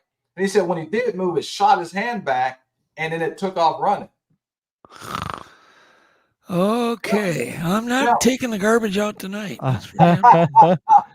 Now, like I said, this going up there, you're talking a span of what, 20 years, and that we had stuff that happened, but it wasn't like all the time. No, and people need to realize this man has been doing research, and most of you were in diapers. You don't look old, Tony, but I can tell you I've been doing research since '91, and that's a long time. You've been doing it since '89, and I know the feeling. You tell these stories, and people think, "Oh, this all happened like within a week or a month." Right. No, this happened over a span of 30 some years. Yeah. And I got out of it for a while too. I got out of, a lot, like the head of the team, he passed away just here recently. The other guy that was head of the team, he passed away, and just, people's health and just life getting in the way. Kind of, I didn't like stop, but kind of just got out of the research field for a while and started just, watching the moderns, seeing what was going on modern, and seeing what, how a lot of this stuff is happening now. I know I was going to interrupt you. Is the man who had his head squeezed, is he in therapy to this day? Oh no, he's good. He's good. He was good then. He was good then. That's one, like I said, my God. That's something we were never afraid of him. It was there was never any kind of violent tendencies. Yeah, no, it's no, the only time I ever pulled my gun was something pushed over a tree. Okay. So again, we're at base camp, we're on Taylor's Ridge. We're going down into where I chased this one. Now we're talking couple of years, actually probably about 10 years after that. So we're going down into Jenkins Gap, and the way you go down, it goes from one side to the other, all the way down. And we get to the second bend, and I hear this boom. No wind, no storms are coming, no wind, nothing. No wind is blowing at all. And I hear this tree. It sounded like it got pushed over. And you hear, and then boom. So I look at my partner who's with me, and that's the time I pulled my gun. I said, now, I ain't never felt like I would need to pull my gun on one of these things, but this thing is pushing trees over now. I said, we got to go check this out. Trees on it. We got to go see if it was pushed over or if it just fell. So we get to where the tree was pushed over. Looked around, didn't see any tracks, but it wasn't a dead tree either. So he's sitting on one end of the tree. I'm sitting on the other end. And we're kind of just listening. We're not talking. We're just kind of just listening. And we hear, whoop. And that was it. That's what it sounded like. And I looked at him and he looked at me. I said, did you hear that? He said, yeah. I said, now it sounded like it was right next to me. It sounded like it would blow my clothes. That's how close it sounded. Yeah. Now, the crazy thing is, it sounded like that to him. This is 3 o'clock in the afternoon. How far apart are you? I would say maybe 15 to 25 yards. Wow. Not that far, but you would be able to tell distance if it blew down. I would say that blew down there. This to both of us, it sounded like it was right next to us. Didn't see nothing, didn't hear nothing. Walk away, run away, nothing. That is the weirdest thing that I've had in regards to Bigfoot research. Yeah, that is different. But of course, echoes can happen and things. Right. There's rock and sound can do weird things. I was actually urinating one time in this Gifford Pinchot National Forest. I'd walked down a steep ravine just to get away. It was a mixed crowd. There were some good ladies there, and I just, I walked far away, and I'm peeing, and all of a sudden, right, which sounded like it was right next to me. And I'll tell you, I'm still not sure if what I did at that point. I think I cut it off and I just scurried up that hill so quick because I didn't know I was at 2 feet away, 3 feet. It sounded really weird. Now, another weird experience I had was talking about being in a compromising position. So this was at the place where it walked out in front of us. This is down in the swamp area. So after that, when it walked out, we decided to go down there and do some research in that area after that whole sighting thing. So we get there, and it was a Sunday, I think it was. It's a Sunday morning. I was like, everybody had done went into town to get some supplies and stuff, and I was at camp by myself. I was like, I'm gonna take a quick wash off while everybody's away, change some clothes, freshen up a little bit. Yep. So I go in the tent. I got my water. I get naked, lather up a little bit. Now this is 11 o'clock in the morning, and I hear, ooh. So I hear it. I'm like, now, owls don't come out this time of day. I ain't never heard of owl down here. So I said, but still, it just might be. So I kept on going about my business. And then I hear it again, but this time it's closer. And I'm like, wait a minute. Then a few minutes goes by, and I hear it on the on the other side of where the other one was hooting at. And they start just hooing, and it's getting closer and closer and closer. And finally, I was like, you know what? I'm not going to deal with this today. This is not going to happen. So I hurried up and washed off, put my clothes on, and I went and got in the car and sat there Wow. I was not going to get caught like that. How far away do you think that sound was? Now, I really, it'd be hard for me to say, because I can say maybe, I want to say probably 100 to 200 yards and closing in when it started, and then closing in somewhere around in there. So it got closer. Yeah, they were getting closer, like closing in, and it was three of them. It was three of them, and you got one here, and then one behind me, and they were just, and I'm like, oh no, we're not going to deal with this. This, yeah. Well, if a person's naked, it's kind of, you feel pretty vulnerable. Yeah. Yep. So I went and sat in the car. Nothing ever showed up. I told them about it when we got back, and then we went out that night looking and carrying on, and did our normal research and everything. But nothing happened around camp that night. That is interesting. What's really interesting is we don't know how much we're being watched when we're in a camp. We have no idea. We could be watched the entire day by one of them. They may have signed somebody to watch every little thing that goes on, or they're gone. Who knows? Yeah. We don't know. They're good at what they do. The theory I have is, if we're going to an area where these creatures are, they know we're there. I honestly believe if they're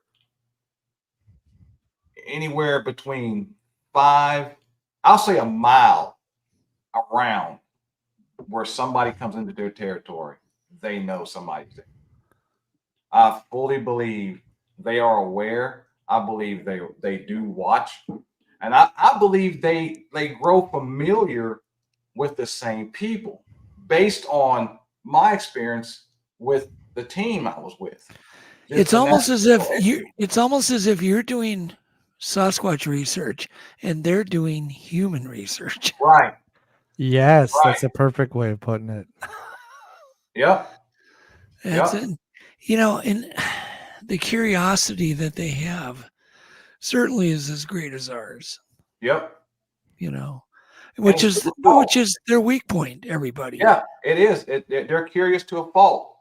Yeah. To where they actually, I've always said, if I come face to face with one, I'm going to try to talk to it. I'm going to see just how intelligent it is. I'm going to see if it'll talk.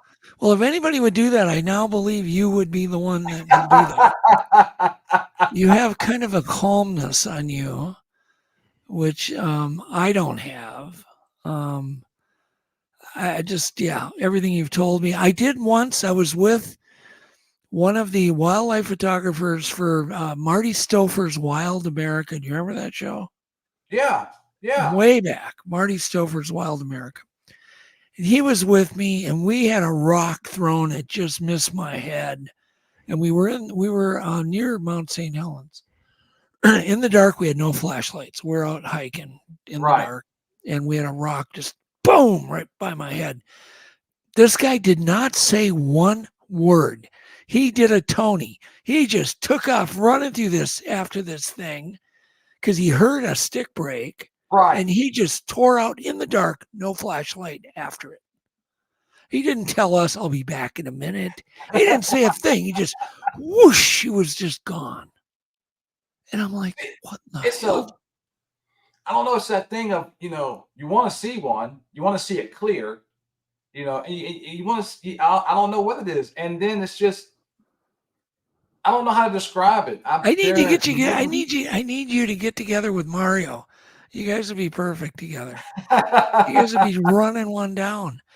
But you know how scary that was for me, just sitting there going, is he even ever going to come back? Right. There's no flashlight. Right. And I could hear him really far away. And then it got silent. And I'm like, oh my God. I mean, we're in the wilderness. Somebody asked if I've ever seen lights in the woods with a Sasquatch. Oh, yeah, it's a great question. I have never seen any kind of orbs, any kind of lights while in my during that period of time when I was researching that area. I've never seen any. Okay. Now, and with the newer team I'm with, I have seen lights. I have seen a light. Was it in the woods? Yeah, it was in the woods, and it was just there. All right, lay it on us. And I was like, well, there's that. There's that. I'm seeing a light. I was like, because I was telling. Well, there's a whole lot of them. There's that. I feel like there should not be a light there. But there's not be a light. You know, so no. That happened. Tony, I'm going to interrupt you. That happened to Alex, and that's why he won't go anymore. Yeah. There was that one night. That's the end of it. That's not for me. Yeah. Now I've said this now, because I'm of the camp that Bigfoot is a flesh and blood creature. I'm of that camp. Yeah. However, I do kind of keep an open mind to some things. It's good. But if I ever walked into the woods and physically see a Sasquatch standing there and it just vanishes, not walk away, not climb a tree, not go on all fours, but just dematerializes, my researching days are completely over. They're done. Yeah. What can you do with that? Not much. Ain't nothing you can do with that. That's above my pay grade. You're not going to tackle that. Can't do nothing with that. That's above Tony's pay grade. Well, it would take a lot. So, oh my God, your stories and your encounters are really amazing. So let's go back to this one that had eye shine. Yeah. Was it eye shine or was it eye glow? What's your opinion? 100% it was eye shine. Okay.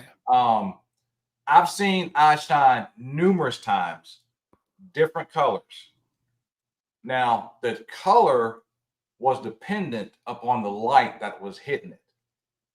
All right, so we had mag lights at that time. So when we would hit it with a mag light, it would be a bright, like bluish color or bright white. But if it was reflecting off of the campfire and the camp light, they were red to orangish. Okay. Now, what will freak you out is, or if they're close, it's bright orange, almost like a almost white light. But the further away they are, the deeper the color. So that you can gauge about how far away they are based on the deepness of the color of the eye shine. So from like a light orange to a red, almost red. Yeah. If it's like a red, it would be like they would be further away. Every time I saw red eye shine, they were further away from the campfire. That's with no flashlight hitting it. But the closer they got to the campfire, the brighter their eye shine would be. Have you ever shined a light onto one of these, or like, are you the guy that takes his flashlight and like hears a noise and then starts aiming it into the woods? No, Okay. absolutely not. Okay. Absolutely not. Actually, I'm that guy that cuts all the lights out. Oh, of course you are. When you hear them, they're normally going to try to stay within or just outside of the light radius. Sure, but that takes discipline. If you eliminate that light, they're going to come closer to you. And sometimes, when we would go out, we never went out by ourselves. That was the thing. You never go out alone. You always go out with somebody. We normally went out 2 by 2, sometimes 3, sometimes, just two separate groups. But most of the time, it's 2 by 2. Tony, Joanne G had a question. Have you ever smelt them? Or I've never smelled them. That's another odd thing is I know they have a smell, but I believe that depends on the time of season and location. And if they're probably angry. Yeah, or angry. I know that like around in Florida, swampy areas, musky areas, you're gonna get a strong stench, a pungent stench, as to where in your colder climates, you might not smell anything at all. And when we were researching, like I said, early spring, late fall, there wasn't any kind of odor or anything like that. That's not to say they don't smell. Right. I have never smelled it. Yeah. I'm a believer that they, like gorillas, can produce that. Yeah. When they get irritated or upset or whatever. What's always intrigued me? I hear this too. One of the things that was going on when we were researching, and you'd hear a lot about, was people getting zapped. With infrasound, yeah. Infrasound. That right there has always intrigued me with the infrasound. One of my theories about that is the larger the creature, the deeper and the higher the impact of the infrasound. Much like an elephant will have infrasound. Your big cats will have infrasound. And I like to compare it to, like, if you ever heard a lion purr, that can be unsettling if you're in the vicinity of it purring. That low vibration messes with you. And I think that's what happens with Sasquatch. I don't think it's a purposeful thing that they do it. I just think it's something that they do unknowingly. So that's something that's always intrigued me. Have you ever heard it, felt it? I have or had other people you were with? Yes, I have. Other people have felt it, and they said it kind of, it's like like you zone out almost. It's like you just kind of like you zone out. You'll be walking and talking, all of a sudden it's just, and then you get back to it. It's like it pauses you. I've been next to them when they do it, and I'm thinking, well, what's wrong with me? I'm like, I guess I'm just too animated or something. I don't know, but I've never felt it. But I just, I've heard people talk about it, seen people react to it. Yeah. So do you have any stories of somebody in your group that reacted to it? Just that one. Yeah. Okay. Like, we were just walking, doing a normal investigation. This was in the daylight. And I was just, hey man, you all right? Yeah. I said, what happened? He said, I don't know. I just paused. It's like, did you feel anything? What? He didn't. It wasn't nothing that he felt. He just zoned out. So we concluded that he got zapped. Interesting. But I didn't feel anything. I didn't hear anything. Even after the fact, didn't hear nothing run away, come up towards him. Didn't get any sensation. I've had the sensation of being watched. I've had the sensation of being stalked. But not zapped. Not zapped. It's just that's been something that's always intrigued me. Well, with Sasquatch, and I wonder if it's related to the larger ones, the bigger ones. I used to watch MonsterQuest a lot. Good. And one thing that really intrigued me with that show was the 3D animations of the different creatures. And that kind of was proven to me. That was proven my theory in a way of the various different species of Sasquatch. You got the ones in the Pacific Northwest are normally larger, bigger, I want to say more docile, but I might have to retract that because they can get aggressive out there. Florida, they're a lot shorter, lankier, more orangutangish looking. The ones here in Georgia are lanky, average height around 8 feet, 9 feet on the large scale, except for the 21 incher. I don't know how big he was. Then you got those around Boggy Creek with the 3-toed print, you know. Then you have your Yeti, which is, you know, some say it's white, but I believe what they're seeing is icicles on the fur from a distance. It will have that appearance, give it a white appearance or a silverish appearance to some degree. But I do believe there are various different species of the same creature. Yeah, and you know, like I always tell people, us humans, we all look weird and different too. All of us. We're all very different from each other.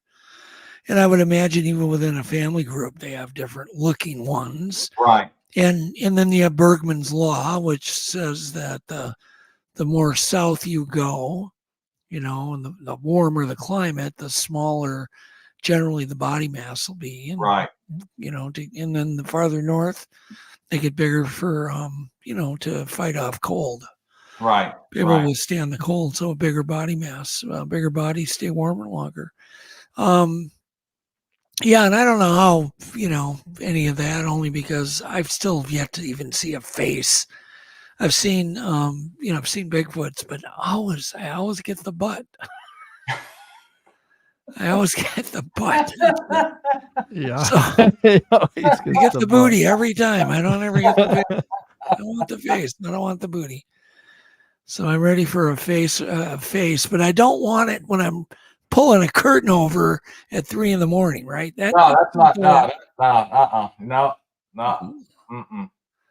That is not that. That is the creepiest thing ever, to think something's standing there, or to open the tent and look, and there it is looking at you. You know. Oh, yeah. God. Yeah. Like if that guy who was getting head squeezed would have just blown out the tent, that may have not have been so great, right? One thing I want to do, I do want to take a trip up to Washington State. I know a friend of mine, she just went up there to, like, she was close to Vancouver, British Columbia. She was up there on a campground. And she was like, according to Google, she was like 7 hours from Ape Canyon. And that 7 hours was like a pack-in, like packing in to Ape Canyon. That's how she was that close to Ape Canyon. And I was like, I told her, I was like, I said, keep your recorder on you at all times, no matter what time of day, no matter what, keep your recorder going. Because if you get any kind of evidence, I want to know about it. But she came back, didn't have nothing. So your research mainly has just been in the North Georgia area? Yep. In what part of Georgia do you live in? How far do you have to drive to get to your spot? It is exactly 2 hours to that particular location.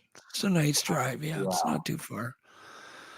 Yeah, we need to get Tony. We need to get Tony out.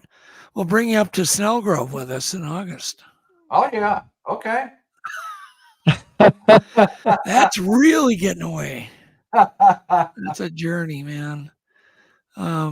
So, okay, let's go back to, I want to hear more about, you'd mentioned these things have thrown sticks and rocks. And I want details. I really am interested in the details of that.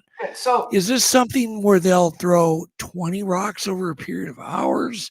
Or is it a flurry? Are they big? Are they tiny? Are they pebbles? They are just little rocks. Like, because what would make them throw them is we would ignore them.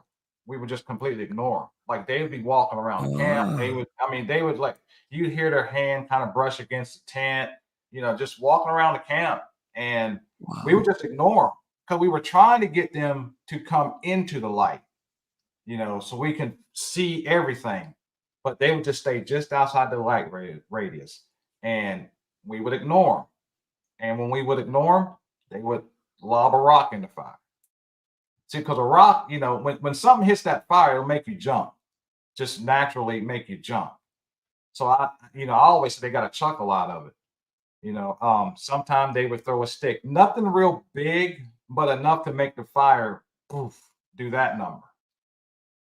But they would, and it would be 2 or 3 rocks, because by the time the third one we're up and we're looking, we're going out into the woods. Now I've seen them like at night. I've seen the shadows of them go behind trees, run to one tree, go to another, ducking and peeping and carrying on. I've witnessed that. Strange thing is, I've witnessed a grunt, but I don't think I can't recall hearing a growl or even the wailing of a creature. Not with my own personal ears up there. Mainly just a grunt and the hoots, and that's all I've heard of them. But like just throwing stuff in the fire, and it wasn't like it wasn't all the time thing, but it was something that they would do in order to get our attention. And when they got our attention, it would stop. But by this time, we're out in the woods because we can hear them, and we would try to follow them as much as we could, but they would always lose us. Have you ever done it? You've never tried a wood knock out there to see what happens? No, we never did. I can't say no. Let me take that back. We did do some, but nothing ever came of it. Oh, okay. We didn't really have to, because they were coming to the camp already. Right. So we didn't do any kind. We did my team leader, he would do the whoops, and I was like, stop, man, just stop. They're coming. They're coming. They know we're here. They're coming. We don't need to whoop. We don't need to do that.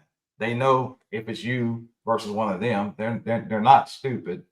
So yeah, we wouldn't do that. I try to stop from doing the whoops and stuff. Just let them come to camp.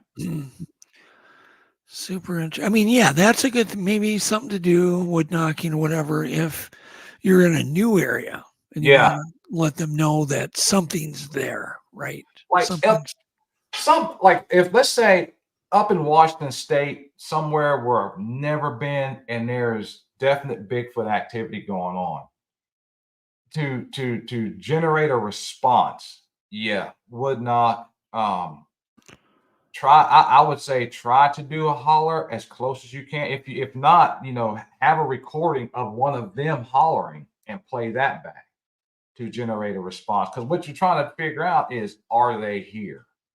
If we can figure out they're here and present, then we can go from there. Then it's a matter of, okay, now we want to get where we can see one. We want to be able to document it. We want to document the evidence to leave behind. But it's all in, when you get to a new location, it's all in making sure that they are there or that they're present. Are you doing research in a new area now, Tony? Are you planning on going back to this spot? What's that? I'm doing research with the current team that I am in the new area.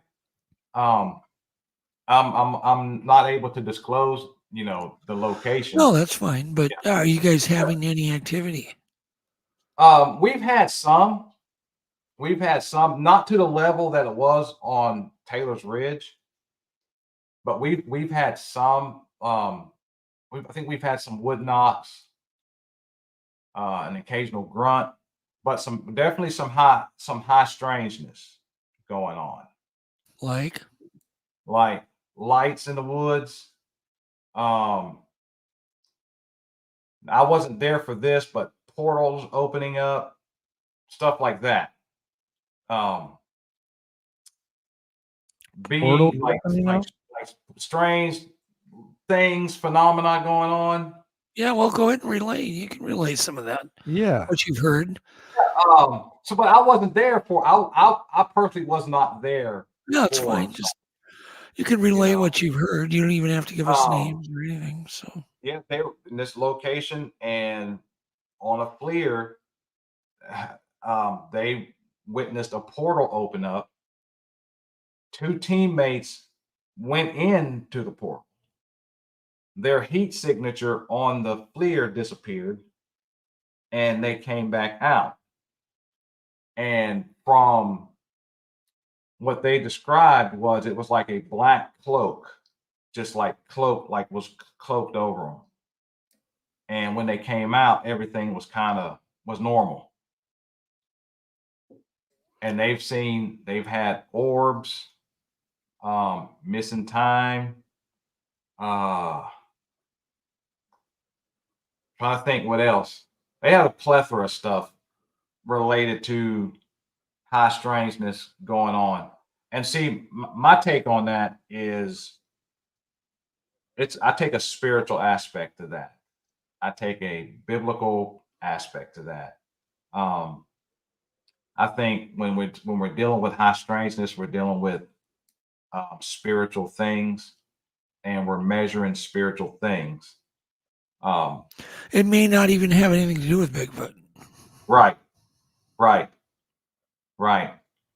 lot of times I like to say it like this. I like, Bigfoot, it can be anywhere, but so can this stuff. This stuff happens in people's homes, and Bigfoot's not in nobody's home. Yeah, that's correct. So that's a really good point, Tony. Yeah, we've all experienced, I think most people have experienced something in their home. Mm-hmm. Mm-hmm. I've had a demon come talk to me, and what I mean by that is, all right. So I'd given my life to Christ. I'd probably been saved maybe about a year, 2 years. No, I'll take that back. It's 5 years. Okay, yeah, 5 years I had been saved, and went through a divorce. And I'm laying in bed, looking out my bedroom door. And my kids are in their rooms. I'm not asleep yet.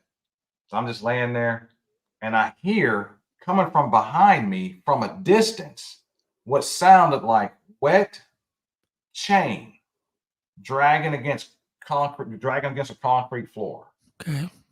And it was like a whooshing sound. And it was getting closer and closer and closer. So I go to turn over to see what this is, and I can't move. I can just move my eyes. So I'm trying to see, and it gets right up to my ear, and it said, "We are what we are." And say that again. Say that again, Tony. What did it say?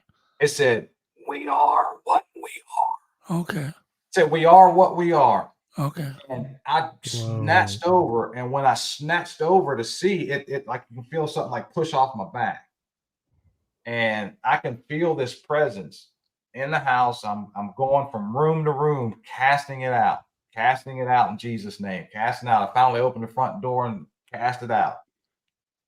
But that's the one time that I've had, like, I've seen stuff here and there, but that's the one time that it was like just in your face type stuff. Yeah, right. Man, am I having spiritual warfare here or something? Yeah, that's scary. That's a scary story. I've heard that similar story, just a little different twist on it from many other people. One of the things, you're not alone in that one. What interests me was I used to watch horror movies. The last horror movie I watched was The Exorcist of Emily Rose. Okay. So I'm the type that if it's a true story, I'm going to go research it to kind of see how much is true and how much they put into the movie. So what interested me about this particular movie was it was a court case, and it was basically science versus religion in this thing. So I'm doing my research and I'm looking it up, and I'm trying to find actual pictures, finding out the girl's real name. I find the actual pictures that they use in the courtroom, and then I come across the recording of the actual exorcism. So I was like, huh. So I hit play on the recording, and as I was listening to that, the same voice that this priest was casting out of this woman was the same voice that was in my ear. And that, when I heard that, that was the last time I watched any horror movie. Okay, that was probably a good decision. Jeez. So there's been paranormal stuff, throughout my life. I can't say it's been a prominent thing, but like things have happened. Yeah, and do you find it also when those things happen, it's spaced a long ways, quite a long ways in between these things. And they always get you when you least expect it. Every time. And you don't want any of it. Nope. Now Bigfoot, I can take Bigfoot all day long. Yeah. Like I said, that's been Bigfoot seems wholesome to you. Yeah. It's somebody, people ask, well, why do you do it? Really, my bottom line in doing it is one, like when people ask me, they'll, ask me if I'm getting, what about getting ridiculed and all that stuff. That I was like, honestly, if I'm in this field of research, you got to have thick skin. People are going to talk about you. People are going to ridicule you. It just comes with the territory. Yep. But what I'm not going to do is I'm not going to try to convince you. So I'm not going to try to convince you. If you ask me a question, I will tell you an answer. But I'm not going to convince you one way or the other. When you decide that he's real, it'll be on your own, not me convincing you this, that, or the other. Because I would get like on my job, I got people listening now from my job that used to would ridicule, because I have no shame in talking about Bigfoot, no shame whatsoever, and talk about Bigfoot anywhere, and some, they'll start off with the ridicule, of course, but then they'll next when they say, well, what about, well, I love that, how come there's no body found? Well, go find me I said, you see all these squirrels? Go find me a squirrel body in the woods.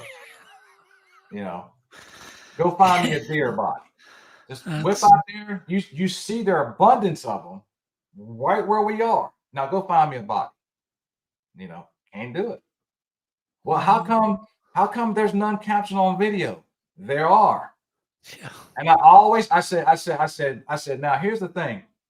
I said, if I was to go out here, see a Bigfoot walk across the road, wave at me, capture it on my phone, and bring it to you, you're not going to believe it. I said, you go back to 1967.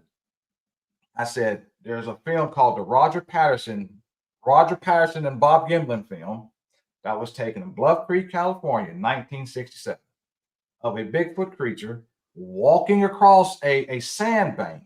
You see muscle movement. You can tell it's a female because she has breasts. I said, you see every detail of a living, breathing, walking Sasquatch. Correct. I said, to this day, they cannot prove it fake, but they will not acknowledge it as a living creature.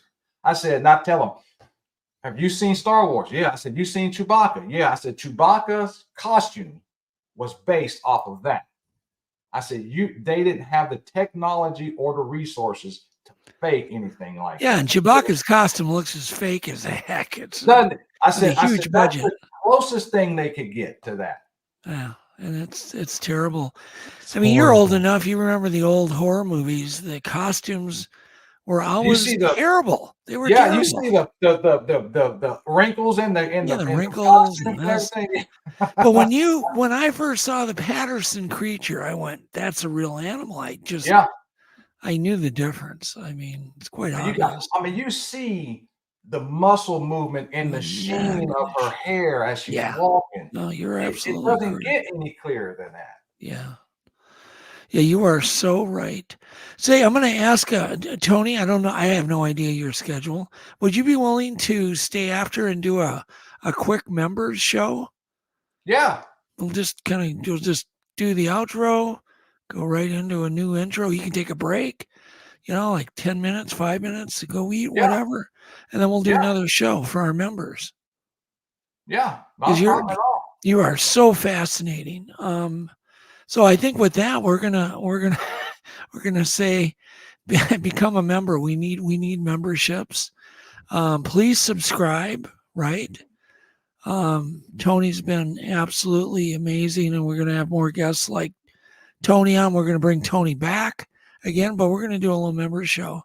But I do want to thank everybody in chat. Just see a lot of new faces every week, and I want to even thank Just Steve, and Lori and John and Greg and all the people that have been helping out and cheerleading the crowd on.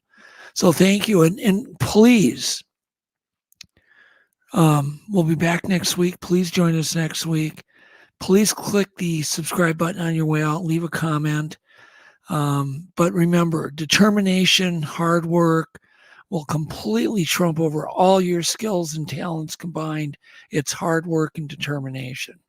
That's where success lies. So with that, good night. We'll see y'all next week. Good night, everyone. Good night. Hang on. Call you up in the middle of the night. Been bothered by dreams, ain't feeling alright. You give me comfort, say just give it some time. By the end of our talk, I'm feeling just fine. You and I will always know where we belong. This ain't no ordinary love we got going on. I'll pick you up in my 59 Ford. We head on down the road until we get bored. Just you and me and the sun and the wind. If the rain should start falling, we'll head on home again. Everybody else can see where we belong. Oh, ain't no ordinary love we got going on. At the end of the world, together forever is one, and I'll wait. If ever you should be in doubt, and I'll pray they never can pull us apart, and I'll wait for the time when we'll be together every day. But I know if ever we'll be led astray, that I'll find my way back home to you again.